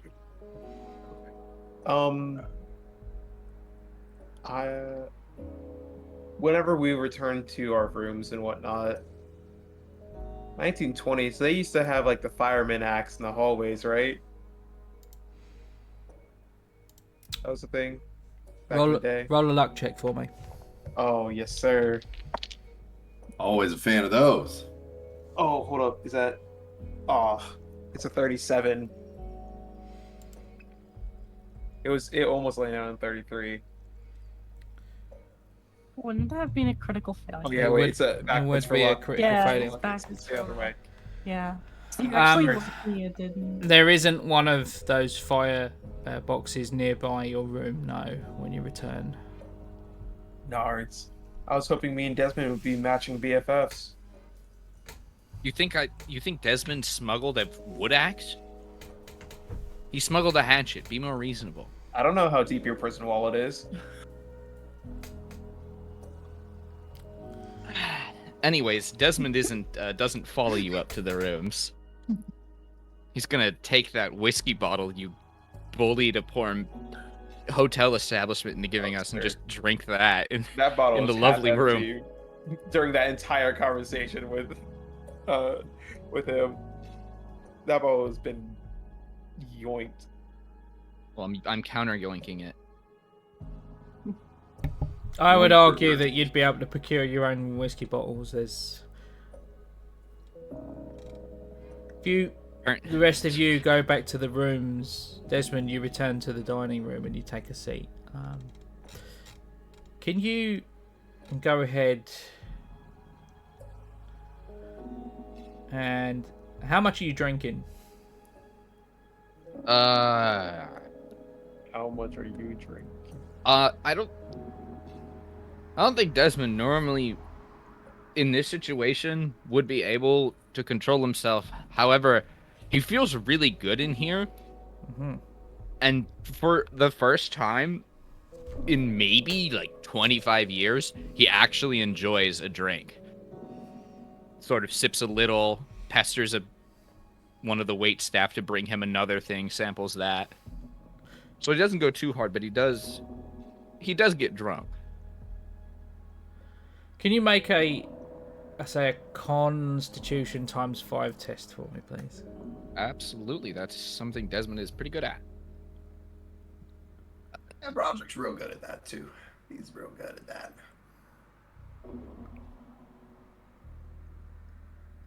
Yeah, that's gonna be a 7. Just a straight 7. Okay, that's good. You sit a while and the whiskey you're sipping, which is amazing, by the way, better than anything you drank in 2015 or 1995 for that matter. They don't make whiskey like they used to, clearly. And you find yourself, you've always been able to hold your liquor quite well, even this, which is probably more potent than what you'd be used to. But you're downing pretty well, and I'm gonna say you. Let's do it again. You doze for like an hour or two, and you regain 4 willpower. Okay. Doesn't affect me in the current moment. Okay. And you kind of come to and you realise, oh, I dozed off, but that was kind of nice, refreshing. And yeah, you look down at the time and you realise, oh, it's about 8:30. Well, everybody else just sort of went up to their rooms, right? They did, yeah. I'm going to knock on Desmond's door. Well, he's not there. Oh, sorry. Then Eliza's. Okay. Eliza has changed into more practical fare. She's no longer wearing the formal outfit. She's wearing something that is better suited for moving around quickly. I was thinking about this. If we are once again going to be delving into the dark, should I prepare a sigil ahead of time? Keep with us? Or should I hold off to when the threat is a little bit closer? How long does it take you to make a sigil? Do I find any writing utensils near me or paper? There's pen and paper in your rooms with the, I mentioned earlier on, it has the Hotel Broadalbin watermarks on it. Remember that when you use the Elder Sign, it lasts as long as the amount you put into it before fading away. Right. And what does it cost you? There must be a cost.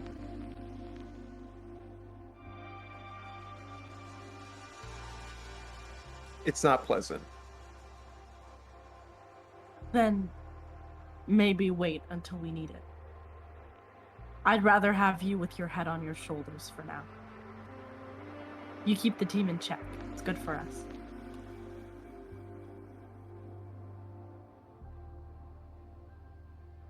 Trying to read about what the cost is. I'm trying to remember what it is. Oh, now I can see it. Yeah. I won't read it. Oh, you're fine. It don't matter. I don't want to spoil this.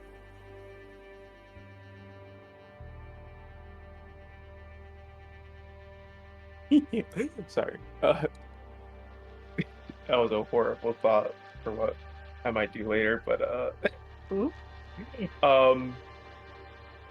is there do I have a knife on me at all? You have what you brought to the hotel with you. Yeah, okay, so I do have my knife then. I do have my knife. Alright. You're right. Because the issue is that by using it now is that it keeps things away from us. We need to find the target. Right. So pushing it away, not the ideal. So guess I'll perhaps save it for when we need it most. Can Broderick make his way out of the room? He was probably asleep in Desmond's bed since Desmond didn't come up. But can he come out?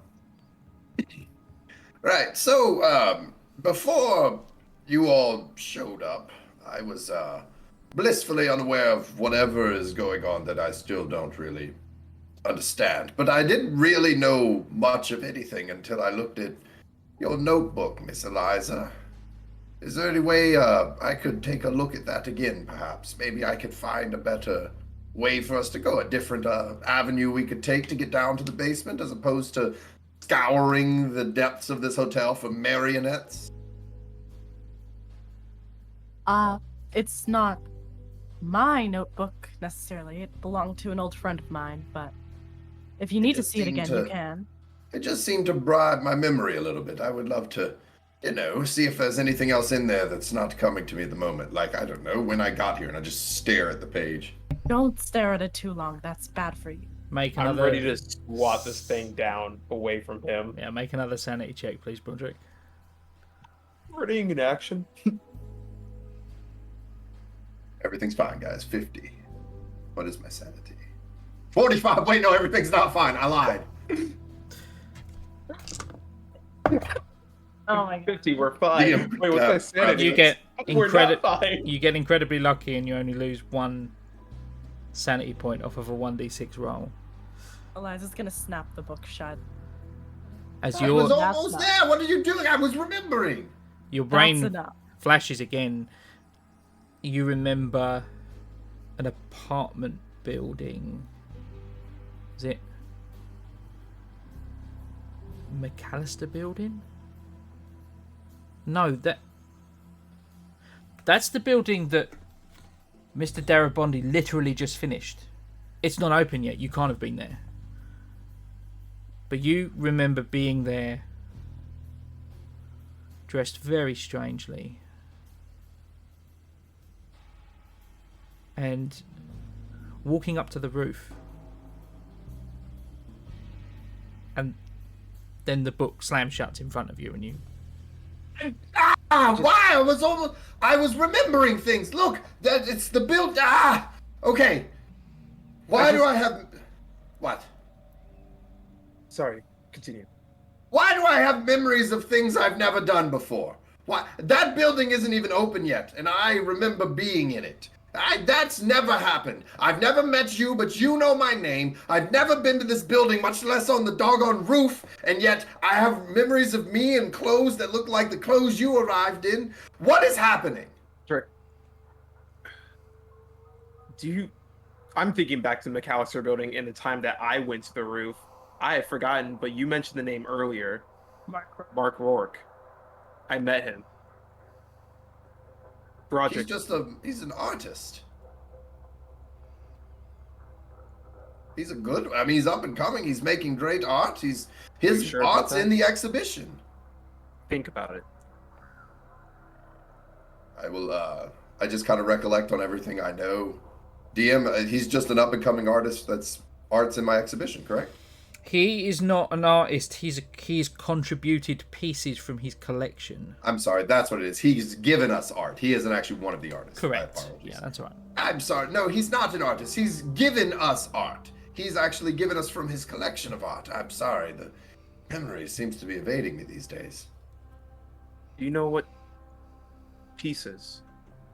Of course I do. I could point to them if we could get to my exhibition. No.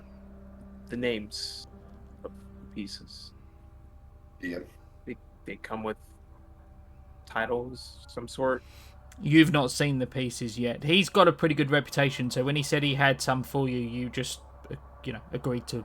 He's never let you down. So at this point, you trusted his recommendation, and you've not actually viewed the pieces yourself.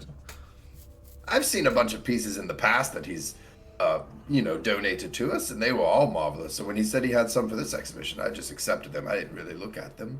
I'm sure they're just as marvelous as all the others, though.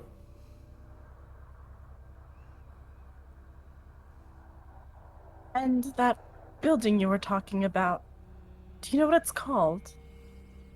Yes, it's an apartment. It's called DM. My brain has stopped The functioning. McAllister But building. the McAllister building. Did you ever go to the roof after dark? I mean, I don't think so, but my memory's telling me that I have been. I don't think I've ever been there, but my memory says I was there and I was on the roof. Was it the roof or was it a lounge? I think it was a roof. I would give him more of the book. Just don't let him lose his head. Eliza hands Kane the book. And am I going to learn more about myself from just staring at this page again? This is the strangest day of my life, and I stare at the page again. It seems to be working. Okay. Make a sanity. DM is visibly shooketh. Make a sanity check for me, please. All right. How about Eliza a coming in clutch with a book full of yellow signs that she Psychological stole war. 52? this episode. Oh, 52's 52. over, isn't it? All right. Yeah. That one's not as close as the other one was. We're gonna get him obsessed with the sign before this is You done. lose 3 points of sanity, and you remember opening the door marked roof access, and it led to a lounge. You sat and you had a drink, and then someone came and led you away. Someone in robes, someone your brain's telling you it's better you forget. And then you were here. I just relay that back to them. I think that's enough, Kane. I'm gonna close the book. Pass it back to Eliza. Put that away. Keep that for later. I don't understand. We know each other, apparently.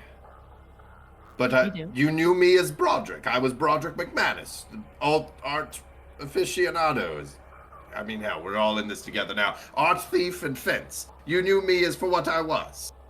Yes. And you were helping me out because you were arrested. Hot. Yes. And you were let out for good behavior, I believe. You were helping me sounds solve a good. case. Okay. Even And this has all happened prior to this meeting. the place you went to, we call it the Night Force. Time doesn't flow. Years As aren't it the should. same. We met you in. She met you. 95? So you're time travelers now? First you're feds and then you're time travelers. Oh boy, this story gets wilder. and We're- wilder. Time travelers. You gone back to the past as well. Oh, I'm a time traveler too. We're all time travelers. No, we're all in the same shit fucking luck of being sucked into the hellhole that is the Night Force. DM. Eliza has some dated evidence on her. Like evidence with dates on it. Correct? Yeah? You have okay, what I you was brought assuming- with you to the hotel. Okay. Alright. Just. I guess. If she pulls out the Amanda Wright files, right? Because she keeps all of that stuff, then it should be. That we do have some evidence with dates, right? We have like the plane ticket and like the So, the case file from when you were- like, the actual date. When you were rescued from Stanicville, you rearmed right. with Oh, we didn't the get our stuff. outposts, Okay. but All you, right, never you mind. don't have any documents, no. No, okay, she doesn't have them. All right, unfortunate. Never mind then. Right, well, and I can't say that this is a very easy story to digest there, Miss Eliza, but I don't know why I was on the roof of a building, and then I went down into I guess a door on the roof and managed to be in a lounge, and then someone in robes took me away. None of that also makes sense. So I'm inclined to believe at least some of what you're saying. So what are we doing here if it's not in my art exhibition and everything else that I thought I knew? Well, we're here mainly to fix a mistake that we made and also to cause harm to someone who's caused us a lot of harm. We'll put it that way. We'll put it nicely. Okay, so you're And- here to fix a mistake and kill a person. I've kind of started to gather that this is you. Okay, We Killing may have people. started the apocalypse. This is what? I could wrap my brain around possibly needing to kill someone to get out of whatever the fuck this is. But now we're talking about the end of the world and nothing's making sense. It's at this moment that Desmond sort of steps around the corner with a half-finished drink that he sips. Oh, so I guess she's caught up now? We're Mostly. getting there. Oh, don't let me stop He's you. like one chapter behind us in the book so far. Well, to be more accurate, Mr. Wild, began the apocalypse. We just kind of helped carry it out. Didn't have much of a choice. Or we did, but we chose personal feelings. Right. So, the world you assisted in the apocalypse because you were forced. Because what? Yeah, Yeah. Okay. pretty much. And now you have come to this hotel in the past to fix the apocalypse. I mean, Correct. we're not... Yeah. It's a roundabout way of doing it, but it might work. Right. And I assume, considering you told me Mr. Wild did that you are here to kill Mr. Wild. Also correct. Oh, I'm gonna torture the fucker before I even let him draw his last breath. Okay, violence setting. Kane, turn it down. Mr. Wild bought you a hotel room then. Yeah. It's like he just left you, with nothing instead of helping you along the way. Mr. Wild wanted us to meet you, and so we met you. He doesn't have our best interests in mind. Anything he gives us is a form of leverage or coercion. This isn't a gift. You don't understand what I have to do with that. I don't know who he is, but okay. I will concede that my realm of knowledge here is too limited to understand the full equation. Are we Oh, we're in the same boat together then. wondrous? So are we going to go find these marionettes? Are we just going to continue playing the game that Mr. Wild has put forth, or are we... It's the only way we know how the rules work. And this Mr. Wild, he is just a normal person, right? I mean... Sure. It'd make it a lot easier if he was. Okay, I could just ask. I know people in the hotel. I could, Mr. Elroy at the front. I could ask him if he knows where Mr. Wild is staying. We could just, I could slip him 100, and we could just go to his room and take a shortcut instead of trying to find marionettes. Wild is not the type to personally observe our actions. He's watching. Somehow, somewhere. He's always watching. Never in person. We would have known by now. To us. I think, So- personally, we should head to the basement. The ballroom. Or the ballroom, sorry. Whisper key to get it. Labyrinth. Down. That's where we're going, right? The whisper is in the basement. Yeah. Eventually, but Kane is right. We have to do the marionette thing first.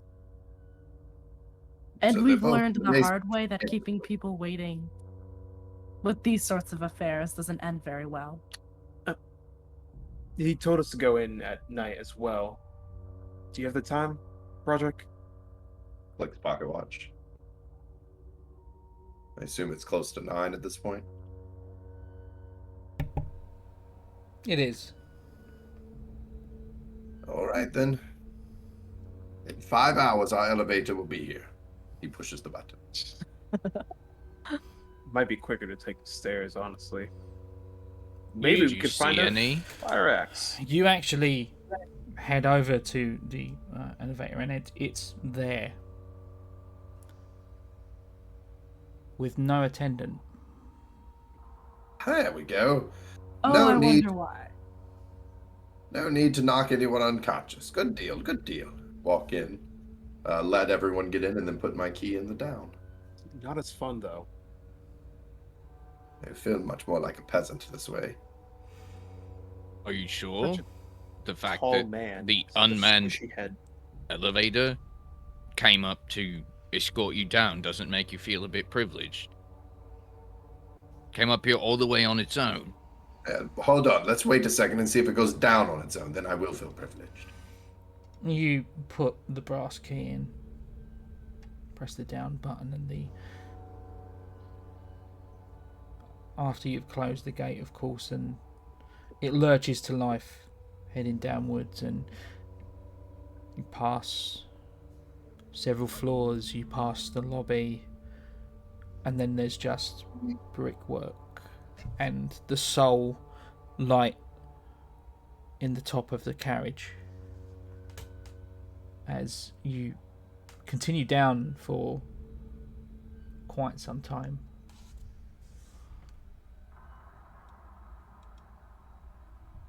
If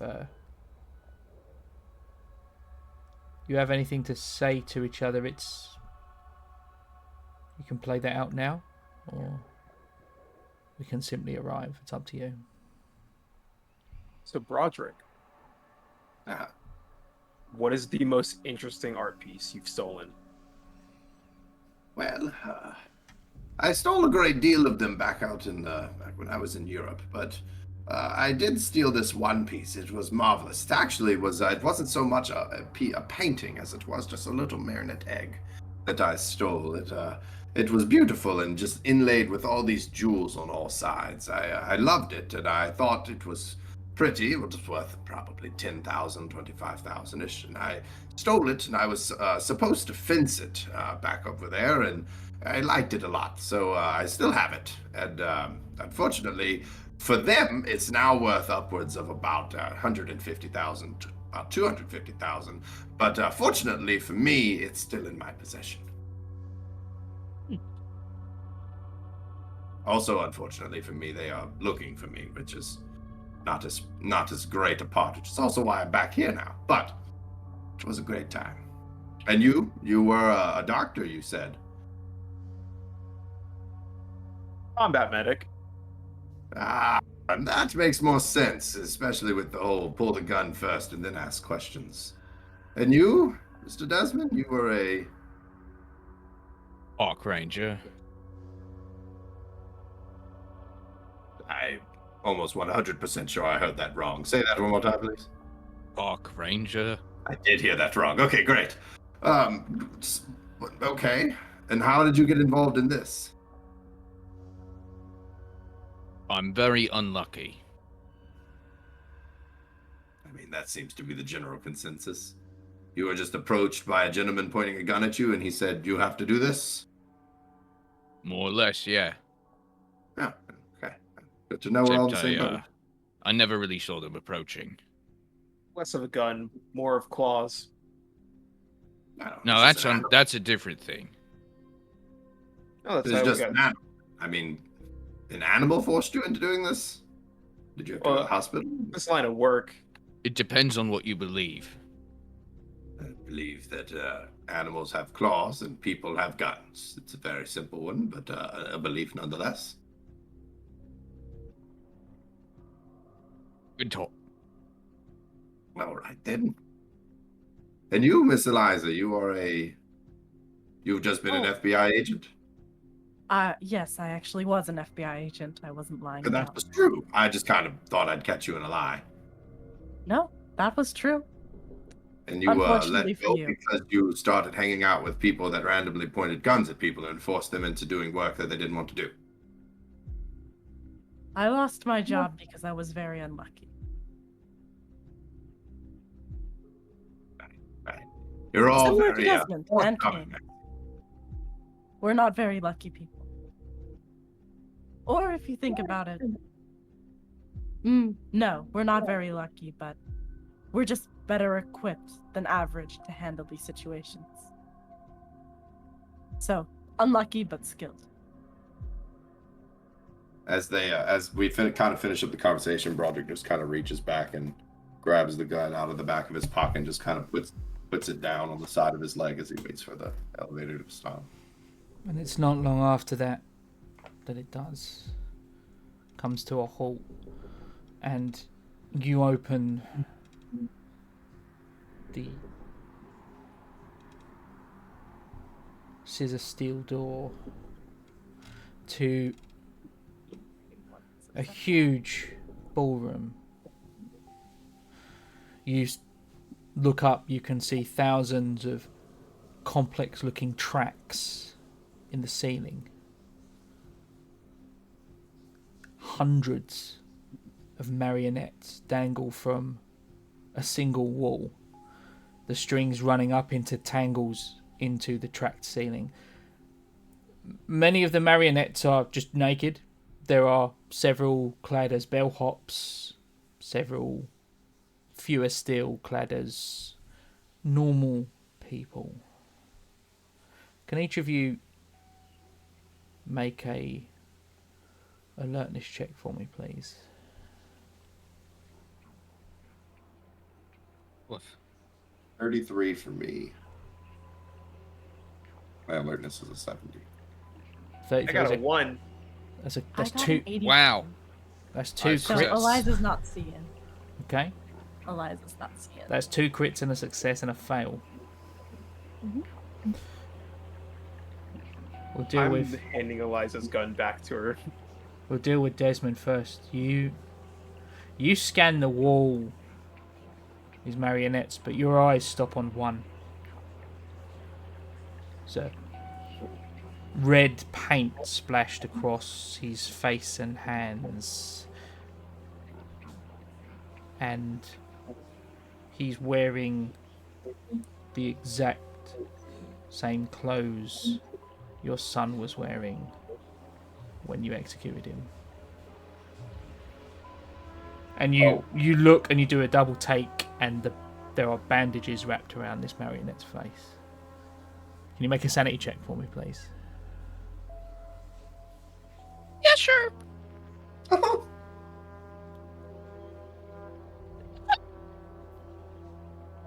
Messed up. 93. So fucked up. It's a fail. You lose 5 points of sanity.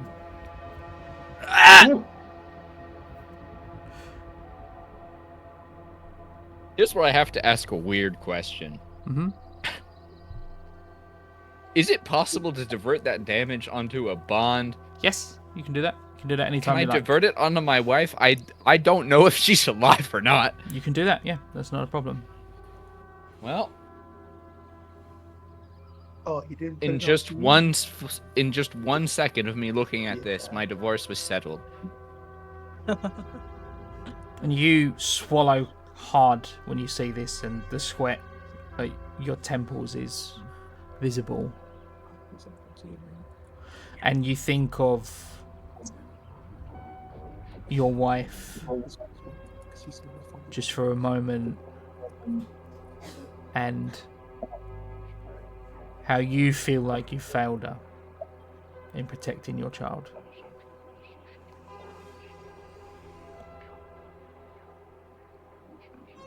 Broderick, you catch at the back of the room,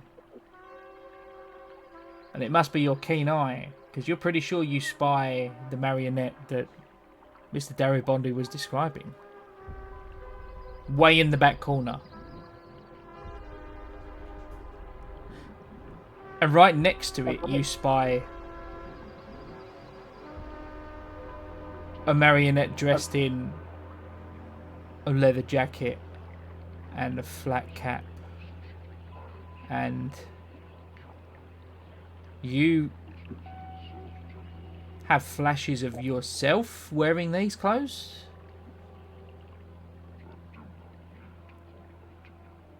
With a set of tools in your hand, and you break into someone's apartment.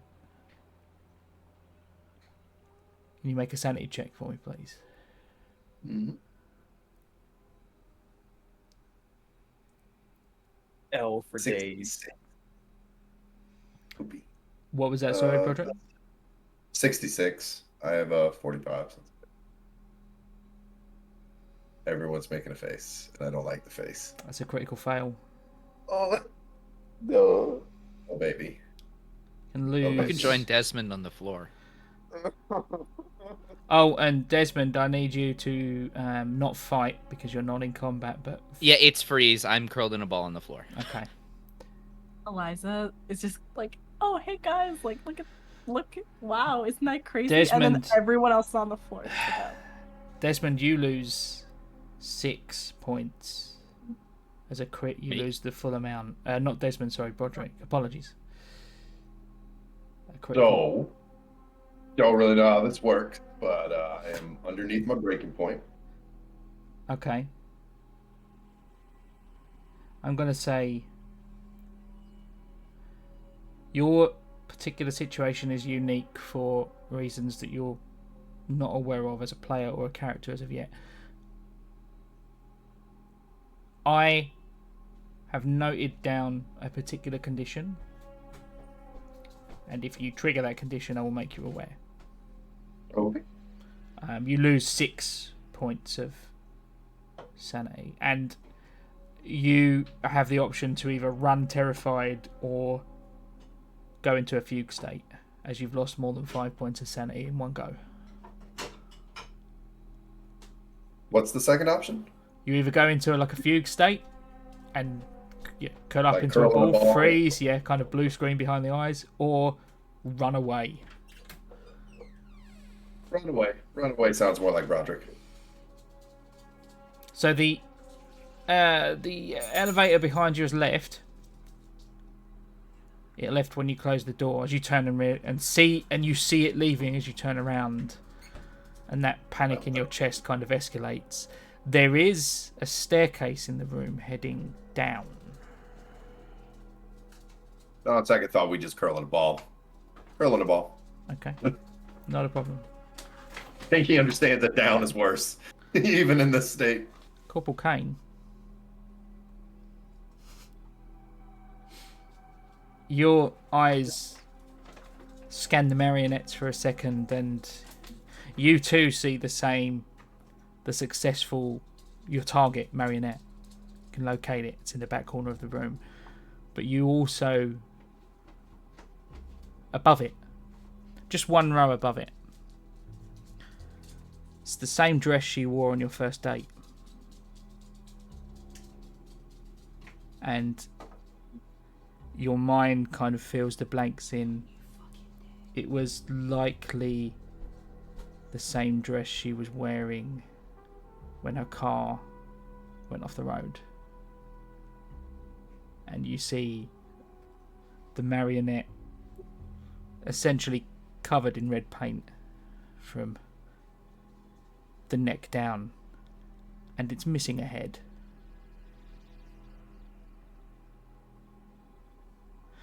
Can you make a sanity check for me, please? Oh, sure, of course I can. That'd be great. That'd be great. 27 under 80. Nice try. Your boy's been through worse trauma. You lose a single point of sanity. Anyways, You grit your teeth. I will happily point my gun out and try to shoot at that marionette. That's quite a long. It's a huge ballroom. That's it's a huge that's going to ballroom? be. You're more than likely to hit other ones. It's all the way across the room. I see. In that case, I am going to take a full-on sprint at this thing. Okay, you begin sprinting. Eliza, you're the only other one that's copacetic at the moment. Do you want to react at all? Okay. So just For the Just chat, to- for the rest of the chat, for the no. listeners, The other two are in a ball, curling in their rooms, rocking we back can and forth. see them rocking back and forth. I wish we had cameras so you guys could see this. Okay, anyway. So just to recap, 2 team members are on the floor, and the other one is unhinged, dead sprinting at into the. Okay. Cool. Everything's You know, fine. Kane seems like we can. Okay, Kane is strong of mind, I think, or like at least he kind of knows how to deal with things, so we can like deal with him later. I'm gonna deal with the people on the floor. I'm gonna sort of crouch down by both Desmond and Broderick, sort of lightly touch their shoulders. All right, I don't know what you saw, but we need to come out of this state now. We need to keep our heads. We need to take some deep breaths. Okay? We have work to do. Desmond, can you hear me? For your reference here, Eliza, the sanity rules state they are essentially useless for the rest of the scene. Okay. All right. So she just sort of. Or I until, guess she'll, like, I she'll- decide otherwise. Right. So she can still walk them around, though, right? Yeah. They. I've Yeah, mentioned okay. this before. So They're they just, perfectly like, malleable. won't resist. Yeah. You can Yeah. kind of escort them and they won't resist. She'll That's not a just problem. like take their hands, help them get up, sort of angle their heads down to like look at their feet, and she's just gonna start. She's like holding their hands like they're children, and she's just like walking after Kane. He's sprinting. He'll get to wherever he's going really fast, but leaving these two at the elevator is basically asking for them to get killed. So she'll make her way over slowly with them until they snap out of it. Okay. Oh, yeah, and she's definitely having them look at the floor so they can't see any of the other marionettes. It will take you a moment to get them both across, and definitely not as fast as Corporal Kane can manage sprinting on his Kane own. is sprinting. It's fine. Kane. He can take care of himself. I assume you're heading for the target marionette. The reason you're here. Yeah, I'm like sprinting while also at the same time like pointing my gun at it, and just the second I know I'm within distance to get a clean shot off at it, Yep. I'm going to unload the magazine into that thing. Okay. Obviously, remove all that ammunition from your thing. You're a good enough shot, and you're relatively close, and like, there's no danger of you missing it here. You just hit it with a nice grouping of shots, and the central figure of the marionettes are essentially, you know, they're some of them are porcelain, some of them are like they're fragile, and they explode. The one in particular explodes to pieces, and you see the shards of it hit the ground in front of it, and one object in particular with a quite loud resounding kind of on the wooden ballroom floor, there is a round silver looking object on the ground.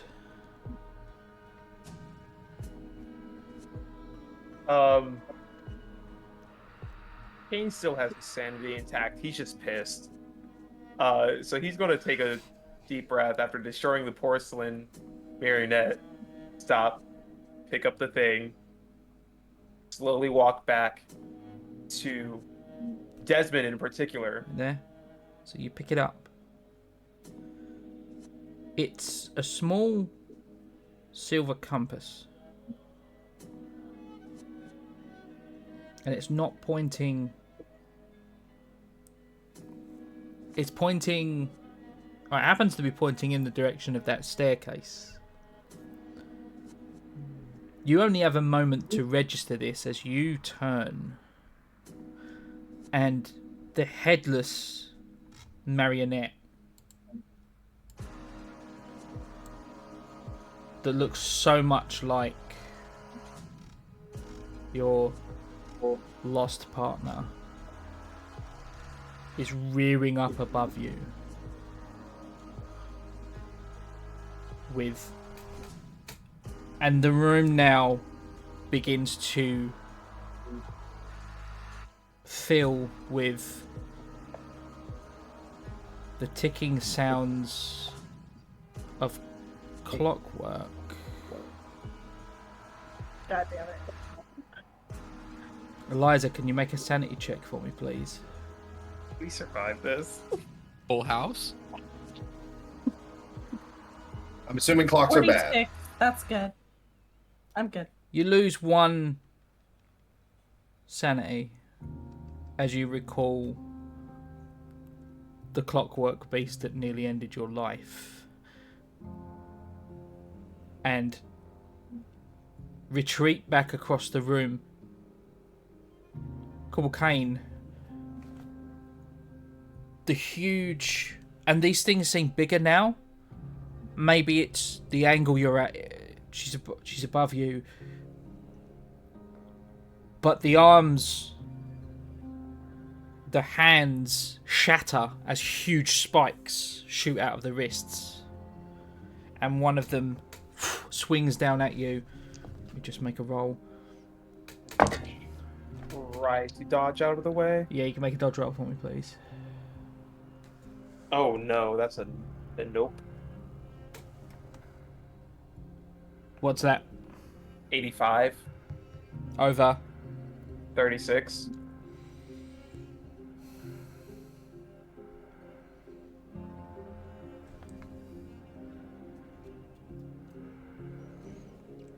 I'm in danger. It failed, but by less than you, so it does hit. Just a moment there. What was your armor? I'm assuming you said you geared up, so I'm assuming Yeah. you've got all your stuff. Yeah. It's 5. Okay. So I have that tactical gears too. And just to clarify, I used my pistol to shoot at the marionette, not my rifle. Yeah, that's fine. You did say you said pistol. You specifically said pistol. That's fine. So did we get all our tack gear back? Yeah. You said you went back to your room and geared up, so I've just assumed that was the case. Okay. Oh yeah, for your sake, Braxton, we are all walking tanks. Yeah. We have full like tack gear on right now. I'm carrying a riot shield. Ah. Okay. I have brass knuckles, and I'm ready to use them. Me too. Oh my gosh, we're And a brass pistol. knuckle buddies. I mean, we're both How on the about floor, me? so we're both equally useful right now. So the spirit doesn't do any damage to you per se, but it spears the armor, and you are now impaled in place by the spike. Let me just check the. Yeah, that's fine. Right. Can I get everybody's dexterity, please? You need ours? 14.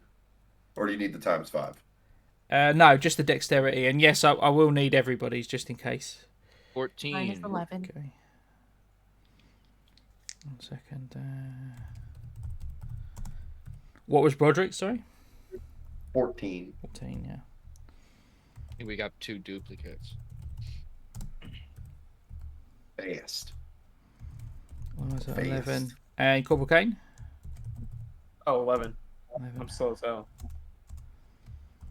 We're both slow. You'll be pleased to know that the marionettes only have a dexterity of 10. So, That is pleasing. Thank you, Mark. Broderick and Desmond, you're both still out of commission at the moment. So we'll skip straight to... with Kane pinned, I'm going to say Eliza takes the lead here. What do you want to do? So... One of them has Kane pinned with the spikes. Okay. The rest of the marionettes along this wall are slowly coming to life, and there are hundreds of them. Right. And just thinking back to the last impossible situation, these are all porcelain, right? Porcelain, some of them are wood, some of them are just really like corrugated iron. Okay. So Eliza's thinking, these all look pretty fragile. And she's sort of remembering back to her last night floor's visit. And She remembers the paper tiger. When I thought of fire, I got fire. So Eliza's like looking around and she's like, what if? And then she just sort of throws it out. She's like, what if I had something to break these marionettes with? What if I had explosives? Let us see if that yields anything. Make a willpower times 5 roll for me, please. Are you about to let her figuring out the manifest mechanics, C4? Mark. Manifest an M60 fragmentation. 30? Under Under. or over, whichever Wait, one is. willpower? Willpower times 5. Power Oh, times 5. So it's 75. Sorry. I'm slow. One of the marionettes smashes down in front of you and splinters some of the wood flooring, and one of the wood panels opens, and one of the wood panels like explodes up, and underneath the floor is a box of TNT. Eliza smiles and she says, I know how to play the game. And she's gonna go grab the TNT. Can I... How far away is it from me? It's like right in front of you. Oh, it's right in front. Okay, grab the TNT. Mhm. Do I need to light... I don't... My lack of knowledge of explosives is coming It's through got a fuse. You Yeah, would the need something fuse. to light Has it a with. fuse? Okay. Okay. Can I light it with like... Okay, wait. Actually, that's not how guns work. It's not how guns work. This isn't I how was like, any of this works. Just go for it. Kane has a lighter. Kane has a lighter. Kane's also impaled. Kane is impaled right now. It doesn't matter what Kane has, honestly. Okay. If I like shot at the TNT, would that blow it up? Or is that not it? That would, yeah. I mean, That would TNT is blow it up? really just bad news to be handling for too long. Okay, perfect. So, I guess throw it and shoot at it? Okay, you can throw, and I'll let you make a shot at a 20% penalty, because you're trying to hit a stick of dynamite in midair. Ooh. And just alright. because rule of cool here, I'm going to let you do it. You forgot that she's got wicked fucking No, not okay. Not with the 20% disadvantage. With so my firearms is 80, In the and position for with the 20% explosion. disadvantage, it is 60. 60. couldn't make that. 25 under 60. Let's go! I'm gonna shoot the team. You throw the TNT, and where are you throwing it exactly? Because Kane's in front of you and he's pinned. Okay. Kane is gonna have to take care of himself for like a couple more seconds. You said there were hundreds Yeah. of these marionettes. Yeah, they're all coming off of the wall, Place like that the will strings hit are the moving. most of them that I could believably hit. You know. So Kane's wanna like, get yeah, couple. Kane's like off in the back corner. If you turn to your left and just threw it that way, you would get, yeah. So yeah, you do that. let's get rid of some of those. Yeah. You throw and take aim. You inhale, and then everything kind of slows down for you for a moment. You're in that zone. You're concentrating, and you see the stick of dynamite sailing through the air. And you draw, and you take aim, and you fire. Just as it reaches the crowd of marionettes that are coming off the wall. Let's go.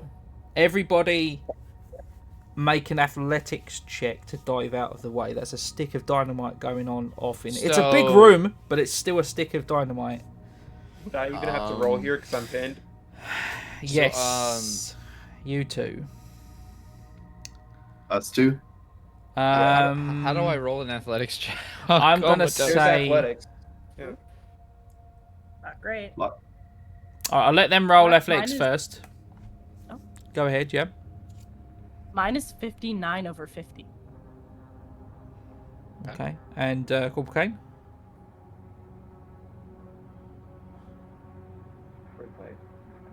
46 under 52. Okay, so you you get like the shockwave like pushes you back, Corporal Kane, but you don't take anything other than sort of superficial, cuts and scrapes, and you get like blown across the room. Eat it across the room Yeah. from the shockwave. Eliza, no. the blast knocks you flying, and I need you to make a luck roll for me, please. And I will also ask Broderick and Desmond to make luck rolls for me, please. Yeah, baby. 29. Yep. 29. Where Not so does lucky. one Okay. find luck? 91. Okay. 54. Hold on a 54. second. That's a success. Yeah, Luck, luck- it's luck- backwards for luck- luck for luck some is- reason. Yeah, luck is backwards. Yeah, luck is backwards, so you got to get 51 to 51 Yeah. and over to pass. Yeah, Okay. so that's fine. I got a 29. Okay. So, Eliza, you hit the ground hard. You take 4 points of damage. This is not negated by any armor because it's just Okay. concussive wham. Alright. You think you may have broken a rib. You're not sure. Okay. The two of you that survived your luck checks, you get blasted back and you hit the wall relatively hard. You both take 1 point of damage each, but that is the most that happens to you. Believe me, you got off light. And the strings in the ceiling, the explosion has wrecked the tracks in the ceiling. The ones at the back of the room that are still left start to raise towards you, but you can hear now the noise from the elevator. It's coming back down. You're going to have 2 rounds of combat before it gets here. Eliza's managed to eliminate most of the marionettes in the room, but there are still a good 20 to 30 advancing on you. Now, I'm going to be relatively generous here, and it's fair to say that the shockwave from a TNT explosion followed by the impact from all has shaken both Desmond and Broderick from their fugue states.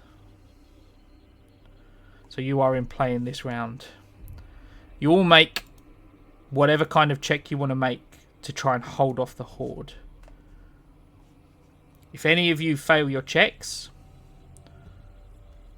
one of the marionettes will get through and attack you. I will determine which player that is by dice roll. Okay.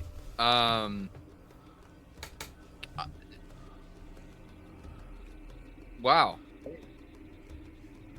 I guess since I have just sort of instinctually started talking out of nervousness, I'm gonna go first. Yeah, there you go. Love that plan. That's a good plan. Yeah. So Desmond stands up and realizes that he is now in a Metallica music video. So the first thing he does is what he did last time that worked really well. And he's just going to run over towards Eliza and cover her back. I have a riot shield in one hand and a hatchet in the other. Yeah, Well, I guess I could have my full wood axe, right? I'm gonna make a melee weapons check, and I can say like you spend the round holding Sword! them off. That's fine. I forgot about the fucking sword. Yeah. Can I have the sword? Yeah, that's fine. Yeah. The one you bought from the Yeah. Sorry, I forgot about that and I got really That's excited. So that's what I'm going to do. I'm literally going to hold off the horde. Okay. Old school style. Yeah. Roll a melee weapons, and just if you succeed, then you're successful at doing so. 8. That's a success. Next on the list is Broderick. What do you want to do? Broderick runs behind Desmond, who's got the shield up, and he puts his little pistol over the shield as high as just trying to get over the top. He's just bam, bam, bam, just firing. Yeah, make a Hoping firearms for the check. best. Excellent. Make a firearms check for me. Thank you. Hold that covering fire. Oh yeah, we all knew that one was gonna work. The 81 over Fire. 60. 1, 2, 3, 4. Right, just a second. Dice has determined that the marionette you're firing into the crowd and you hit like one, you shatter a second one, you shatter a third one, and you don't see it, and one of them slips through Broderick and hits you with the similar spike. You're now impaled in place. You don't take any damage as of yet, but you can't move unless you make a check next round to break free, or one of the others foregoes holding off the hold to try and pull you away. That would, of course, open them up to another attack. Eliza. Okay. Kane and Broderick are pinned, right? No, Kane's no longer pinned because of the explosion. Right. Definitely. However, Oh, I'm in the middle of the horde currently. Because I wasn't able to go back. You got blown So back. You got blown back across the room by the thing as well. You you're took with us damage. now, I Yeah. think. But in terms of placement, I was in front of them towards the Yeah. back. You got blown. You got blown back from the horde, but you're not with the others. You would need to retreat back Okay. towards the others. Oh, Yeah. so Yeah. You're Yeah. alone. Okay.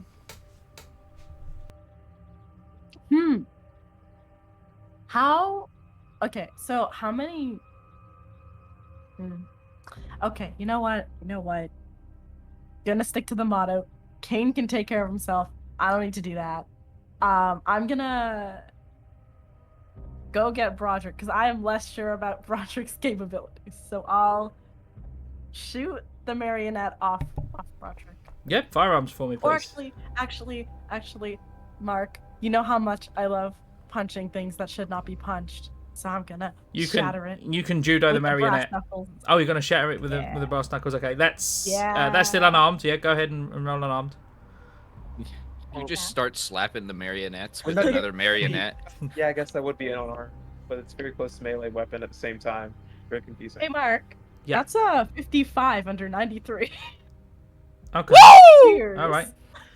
So I'm going to give you you smash a few on your way, which reduces the numbers and holds the hold off, as well as freeing Broderick from his predicament. So because you had to choose one or the other, you could only help him, but you wouldn't have been able to hold them off. But because you've crit, you'll get both. So yeah, you sprint across the room and Carrying you this battle right now. smash through one of them and like leap over the shoulders and pull the head off another one and kick another one, and like just in the joint where the whole thing comes to pieces. And as you approach Broderick, you grab the thing by the arms that's impaled like into the clothes, and you just pull its arms off and free him from his predicament. All right, and Corporal Kane, you're up. Well, damn. I am in the midst of this, and despite it being so chaotic and so violent, Kane is in his element, boys. I take the last two remaining fragmentation grenades that I have. I'm gonna pull the pins on both those fuckers and just roll them out in front of me. Okay. Oh, baby. Athletics. Desmond just holds the shield up to protect Broderick's eyes. Yeah. That's athletics for to throw frag grenades as per the Oh, rulebook. Yeah. Welcome to the club, Broderick. Welcome to the club, buddy. This is our collaboration. Second collaboration. That's a 35? Yeah. So the grenades, basically the way this works is if you pass, the grenades go exactly where you want them to go. If you fail, I as the handler determine where they land. You fuck up the throw. Right at Eliza's feet. Yeah. He's done. Campaign over. But that's not a problem. It's a success. And the grenades, presumably you put them in the place where they are the most marionettes to knock them back. Yeah. So much like what Eliza accomplished earlier with the TNT, you So place... my goal is because it's fragmentation, I'm hoping that the fragmentation will create more fragmentation with these marionettes. Yeah. And it's just a chain effect No, of correct. fragmentation explosion. So yeah, it goes off, and there are just shards of clockwork and porcelain and metal fragments just flying all over the room. Let's see then. You turn. Gonna say. Let me roll a d4 here. Eliza, make a luck check for me. How about it?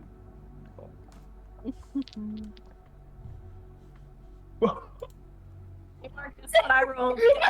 Guess. No, guess. You should guess. Stop screaming. Mark, you should guess what I rolled. 69. Nice. I rolled a 4. You rolled a 4.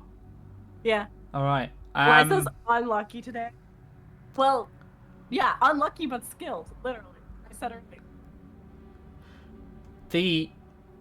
You can hear the whine of the old school elevator as it comes down, and you can see the bottom of it just as it appears in the thing, and then halfway down it stops and there's a grinding noise. And Eliza, you spot it straight away. Some of the fragmentation from the grenades has gotten stuck in the elevator gears. Someone's going to need to get them out of there quick. One of you can sacrifice their turn this round to do that, but it does mean that one of the marionettes will get through. Alright, Eliza will do it, just because she saw it already. Alright, so... There's no time to, like, call out, hey, somebody fix the elevator. Like, she's just gonna... Yeah, when it gets to your turn, you can certainly do that, but Broderick, you're up first. Yep. And Broderick doesn't see the elevator, right? Because he's too busy hiding, or, like... Correct. Shielding his eyes. Yeah, Eliza's the only one that's noticed. Alright, well, I would assume from my first escapade with the gun, I used all of the ammo that was in my tiny little pistol. So, yeah, I'm gonna throw on my brass knuckles and I'm gonna go to town. Okay, yeah, roll unarmed combat. Yeah, I don't have ye old 93. I only got a 50, so everything's gonna be fine. Everything's gonna be fine. That's a 91. You swing and you smash a few, but there are just too many, and this is... I mean, this morning you were eating, you know, eggs and bacon in the dining room upstairs, and now you're fighting apparently animated, animatronic. What is your life right now? And I'm currently at 11. you are... oh, I didn't mean that literally. That's what you think to yourself. What is my life right now? That's fine. As yet another marionette pins you. Again, no damage. They just pin you in place, and they're looking for the killing blow next time. Desmond, you are up. Well, homie's pinned, right? Yes. I mean, yeah. So, Desmond just charges forward and pushing all of his momentum into his shoulder. I'm just going to slam into the pinning structure and try to just shatter it. I'm going to let you choose between either unarmed combat or a strength × 5. You decide. Be generous. I'm going to do a strength × 5 because that's pretty decent. Okay. That'd give me, I have to get under 75. 10. Yeah, that's you just like old school. You back to your your character was born in England, so rugby. You remember back to your rugby days, and you just head down and up. You aim for just below that pinnacle, that sort of underneath the thing's center of gravity, where its legs are, and you just come down and up, and it just flies off into the air, and it hits the ground and shatters. And Broderick, you are free. Doing very good. I am holding him down for y'all, and y'all just keep taking him out. Desmond scrapes fragmentation off of his shield with the sword and just turns around. Eliza, let me see. What am I going to do here for a check to try and unblock this thing? I'm going to say either heavy machinery. Oh!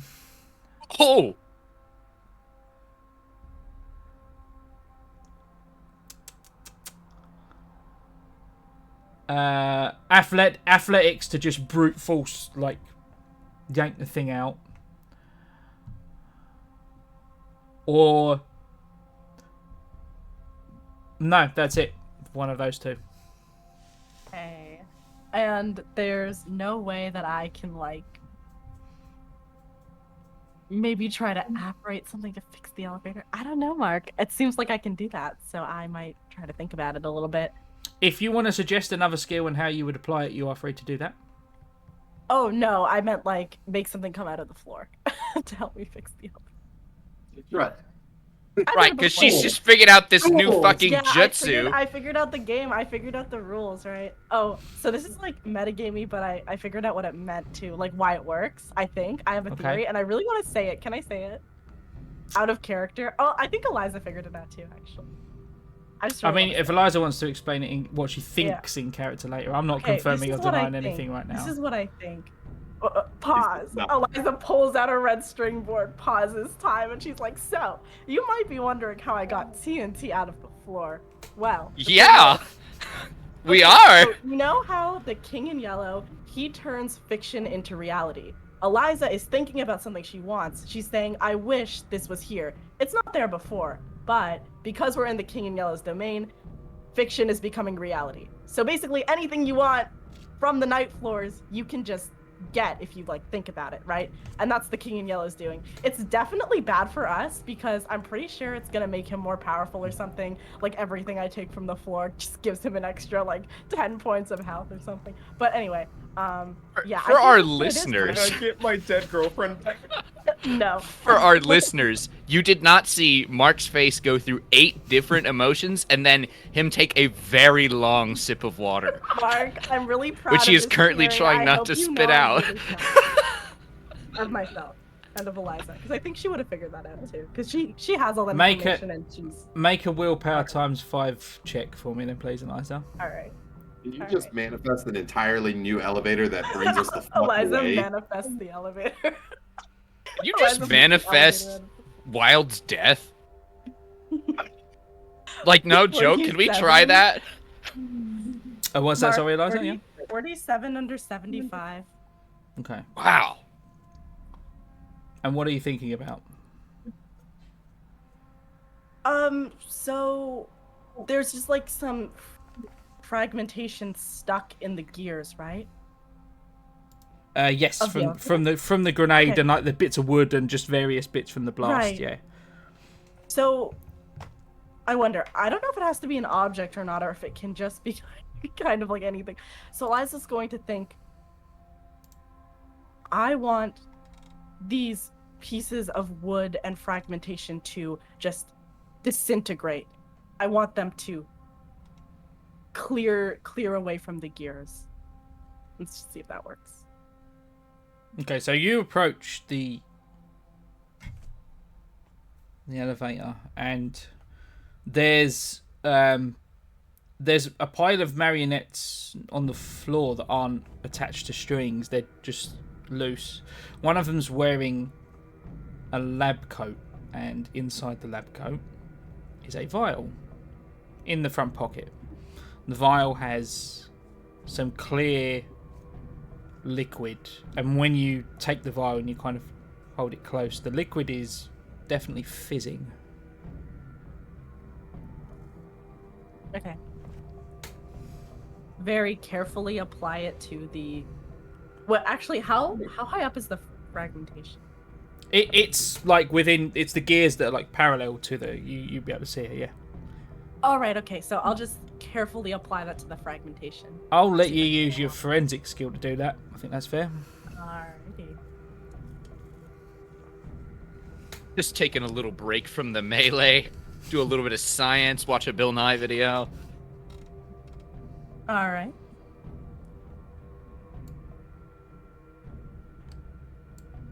Alright. That's 39 under 52. Yeah, you carefully apply what is Science you rules. very correctly identify as some quite potent acid, and burns away the wood that's stopping the gears, and the gears judder back to life again. Corporal Kane, it's your turn. Oh, can I yell, like, the elevator's here? Right. Yeah. Let everybody know. It's just coming down, so it will be there at the end of Kane's turn. All right. In that case, I'm hauling ass. I am like full on bull charging. If there's any like marionettes trying to like stop me, I'm just going to literally charge through them like a door. If that's the case, everyone now can make an athletics check to dash for the elevator. Not a problem. Yeah, the compass was the thing we were looking for. It was inside the thing. That's what everybody said. I just wanted to make sure that was the right doll and not like, I don't know, my father. No, dying on it was the only one. Surgery table. It was the only one that matched the description that. Excellent. Athletics check 76. I don't think I need this. I'm like next to the elevator. Mark, do I need to make an athletics check? I'm next to the elevator. No, you're fine. You can step inside. Yeah, okay. Yeah, success. Yep. Everyone else? I rolled a 93. Wow. Okay. And I rolled a 76. I don't see athletics. I don't know what it is. Underneath. It's like the artillery. 7th one down, even though it's under A. Oh. There are quite a few. 30. So yeah, no, I'm super fail. Okay, that's fine. I'm just gonna have you take. How did you steal these paintings, man? As you sprint out of the room, With athletics. With my 80s to stealth, my 80 to dodge. there is just a large grouping of spikes that. Oh, you both got lucky there. You both just take another point of damage on your way out as. I'll take that out. Spikes sort of got cuts on your face and legs and arms, but you all pile back into the elevator and slam the cage shut, and it begins to move back up just as scores of marionettes crash against that cage door. And we did it. It's like Kane kind of crashes into the elevator. He is now very painfully reminded of the ginormous cracked rib from getting shot earlier today, plus the explosion that he just experienced with TNT, plus getting impaled by multiple marionettes. Oh, he most definitely has broken ribs right now. So he's going to... I actually... Do I have a first aid kit? I do have a first aid kit. I'm going to do a first aid roll to heal up. Okay. Yeah, you can stop and you can killers as well. Please. You can stop and make those rolls just as it takes a while for the elevator to get back up to at least the ground floor. Rolled a 3 for myself on that first aid roll. I think I also have a broken rib. I'm going to try to also heal up Eliza. You rolled a 3, did you say? I rolled a 3. Yeah, that's 4 hit points straight, isn't it? 'Cause it's crit. So, yeah, you managed to sort of tape up the ribs just as well as you can, and you apply like painkillers and that kind of thing, and you get the full four points back for that 1d4 dice roll you'd usually get on a. I'm also going to help Eliza. That's a 45 because my first responder medical kit gives me plus. Or no, sorry, that's a 65. Sorry, I had it backwards. So success. Okay. Just roll a 1d4 then for her. You can have 1 hit point back. Oh, thank you. Oh, and Desmond, Kane, if you two have time, I figured something out about the night floors, and I think I should tell you. But I want to tell you in confidence. But I mean, I feel as though we're all in this together. So, go for it. You? Hey, he was. Okay. All right. But this is quite a bit of sensitive information that Broderick doesn't... He's not privy to, and we're not really sure how he'll react to it. I mean, I just got You might not stabbed even by a ball understand. that was running at me. I feel as though your information can't be that bad. Oh, okay. She'll tell them basically the thing that I said. If you want me to say it again, Mark, in a more cinematic way, I can do that, but Please do. okay. So, you know, the entity behind this, the King in Yellow. Or the entity that we assume to be behind this.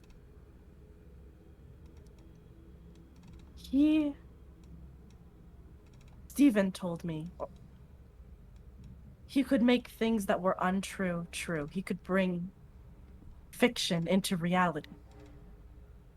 And the night floors, they're sort of his domain. And what I figured out is that if you think of something that you really want, in the night floors, I mean, and you really, really think about it, and you say to yourself, I wish I had a match to light this paper tiger on fire, or I wish I had a stick of dynamite to blow up these marionettes, or I wish I had acid to dissolve whatever was stopping the gears on the elevator. You'll get that from the night floors. The night floors will provide you with what you need by turning fiction into reality, just like the Yellow King does. But I would be careful how often we use that. Because nothing is given for free. I'm Walker just begins sure to run the floor that all of this is bringing the King in Yellow closer to reality or something like that. again. I mean, can't we just ask for a door to leave? I don't... I'm honestly not sure how far it goes. Mostly it's provided me with relatively small things. But I'm pretty sure if you thought hard enough, you could get something larger out of it. I can't shake the feeling that it's giving, as much as it's giving us something in the moment, it's probably giving our adversaries tenfold. So, And at that I'd be moment, careful. the elevator stops and the doors open. You're in the lobby. Just as you finish that sentence, a familiar voice responds. I'd say you're just about right there, Miss Eliza. And you turn to see Mr. Wilde and Mr. Darabondi flanked by armed thugs. Huge, heavy-set men in flat caps with double-barrel shotguns, 4 of them, all pointing towards the elevator. You're awfully clever for, well, a woman.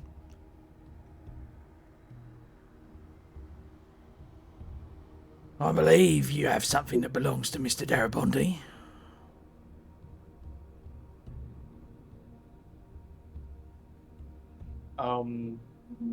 I think to myself, man, I really wish the gas mask trench gun guys were after these thugs in front of us instead of us.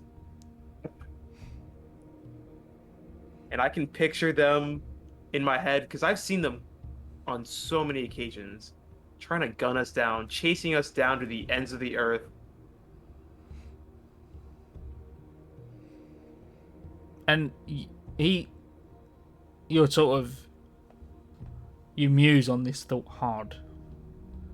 And Mr. Wilde sort of narrows his eyes at you. You might burst a blood vessel trying that, son. Particularly with me. Oh, I said the thugs, not Wild. Specifically the thugs. Mm-hmm. Okay. we might have something of Mr. Darabondi's. You could just kill us and take it, and I'm wondering why you're not. We're useful to you, aren't we? Not me, I've told you before. I'm but a humble middleman. And that's not how to play. Then we're useful to your boss. Oh, that's even worse, isn't it? I can say anything I want to you, can't I? What are you gonna do about it?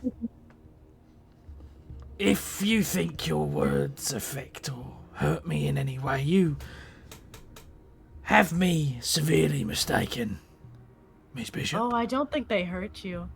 But I think it's going to annoy you. Knowing exactly what our relationship is now, because I think I figured it out. Your boss, he likes us. And you want him to like you. And I'm sure these words are going to get under your skin, and I'm sure you're going to think about them. And she just walks right up to him. So what is it you want from us, and ask nicely? Make a human. Say please. Make a human check for me, Eliza. Desmond thinks, I wish I really had a bucket of popcorn right now.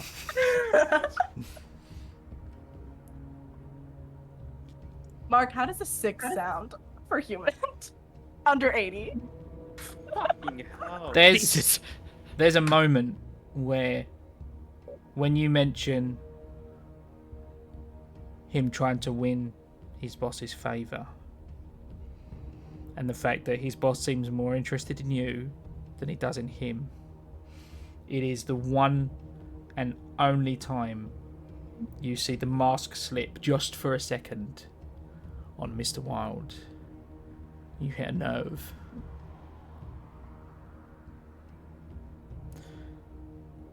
Well, Mr. Darabondi, I believe you have a promise to fulfill. Mr. McManus, I think it's time you were illuminated as to the nature of things. If you'd like to come with me, and me alone, my friends here will be making sure our new acquaintances get to where they're going safely. Please, step this way. I feel like I'm going to die the moment I walk out of this elevator. You're very important. I Mr. am? McManus, I've no wish to kill you. I'm actually quite a fan. I wasn't lying when I said that before. Takes a step out of the elevator. As Okay. Asa Darabondi and the 4 heavies walk with the rest of you elsewhere, and I will come back to that momentarily.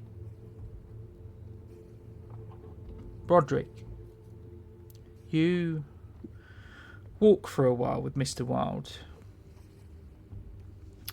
through the lobby and up the stairs. You take a few flights in relative silence. You reach a room on the 2nd floor. You're going to help us with a problem. Mr. Darabondi is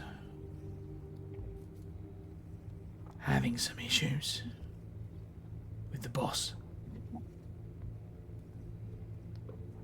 Please. And he opens one of the hotel room doors. Gestures inside.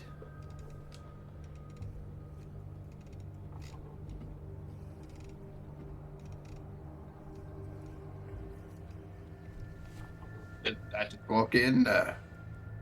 Yeah, and as you do, Asa Darabondi walks in the room with you, and the door closes. Mr. Wilde does not follow. Darabondi walks past you and to the center of the room. There's nothing in here except an oversized wash tub. The water covers the wooden floor. And Asa Darabondi crumbles to the ground in front of you on his knees and turns, and he's soaked all of a sudden and bleary-eyed, delirious.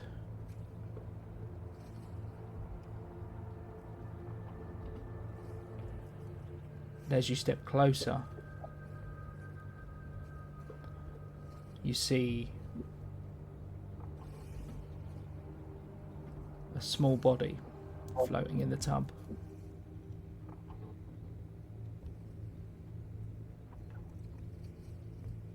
I go look at the body.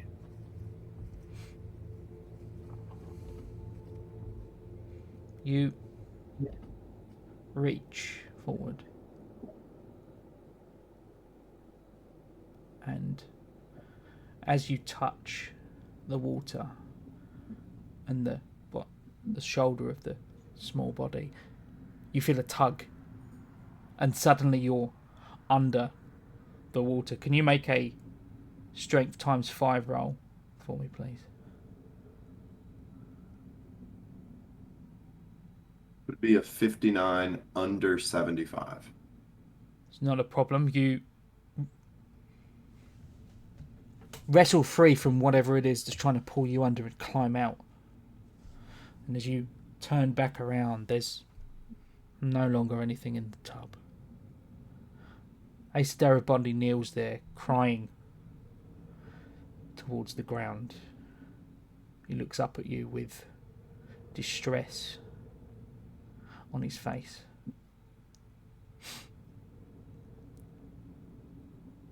I told you the dreams. The king, he told me to kill the children. I don't want to kill the children. I don't want to kill the children anymore. Stop killing children. That's a very easy thing to do. You need to stop me. Okay. We need to go to therapy. We need to No. talk to this. I can turn you into the police. I can... And he looks towards the pistol that he knows you have in the back of your waistband. You need to stop me. I'm going to do it again. We could just turn you into the... my friends are FBI. We could turn you into the FBI. And then it'd be way easier that way. You could sit in a cell. You could think about what you've done. That was not the agreement.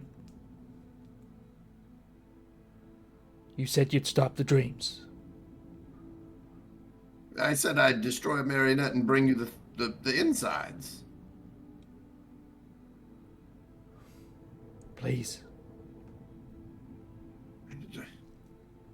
I don't... What do you want from me? I'm just an art thief. I don't understand. There was a body in the pool, and he just kind of stops. Oh.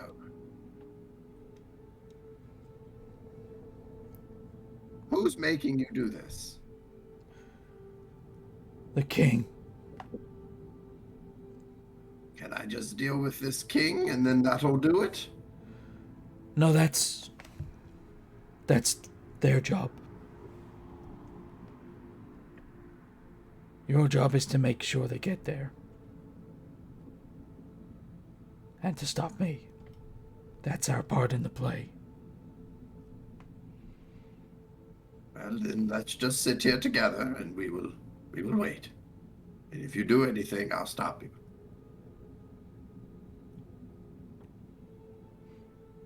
You sit for a while. You're not sure how long. The door opens and a gentleman steps through. He's wearing a plaid suit.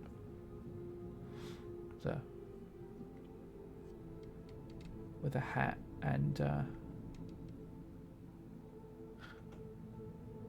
You're the new recruit? And he gestures towards you. I am very confused as to what I am, but I am making sure he doesn't do anything he shouldn't do. Who? Him. You turn back to where Asaderabondi was, and he's gone, as is the tub and any of the water.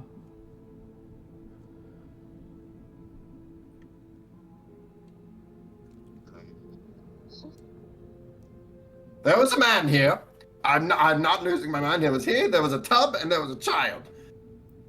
And I was supposed to watch him, and now he's vanished. I don't know why. I don't know what's going on. But I would very much like to leave now. Come with us. And he stands up and walks with you back down the stairs to the lobby.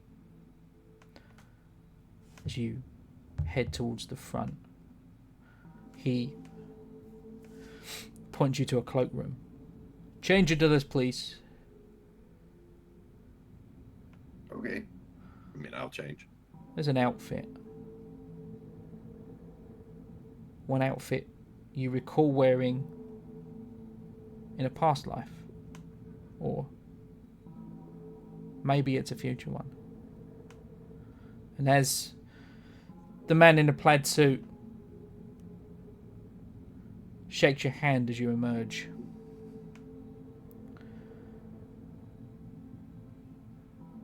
you're being attached to a case we're working on. He flips a badge open, his FBI. Okay. I know someone from the FBI. You do, Miss Eliza Bishop? Yes, that's the one. Or she used to be, at least. In the car? It'll take you across town, McAllister Building. She'll meet you there. And you step out onto a New York pavement. It's 1995. You're an art thief. It's been caught. You're on terms with the government to lend assistance in cases for a shorter sentence. And as you climb in to the black sedan, the car rolls across town.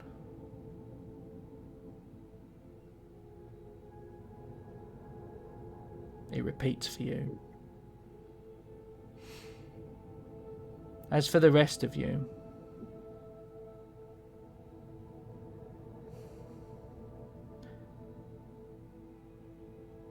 the four heavies and Mr. Wilde lead you down several stairs to an opening beneath the hotel.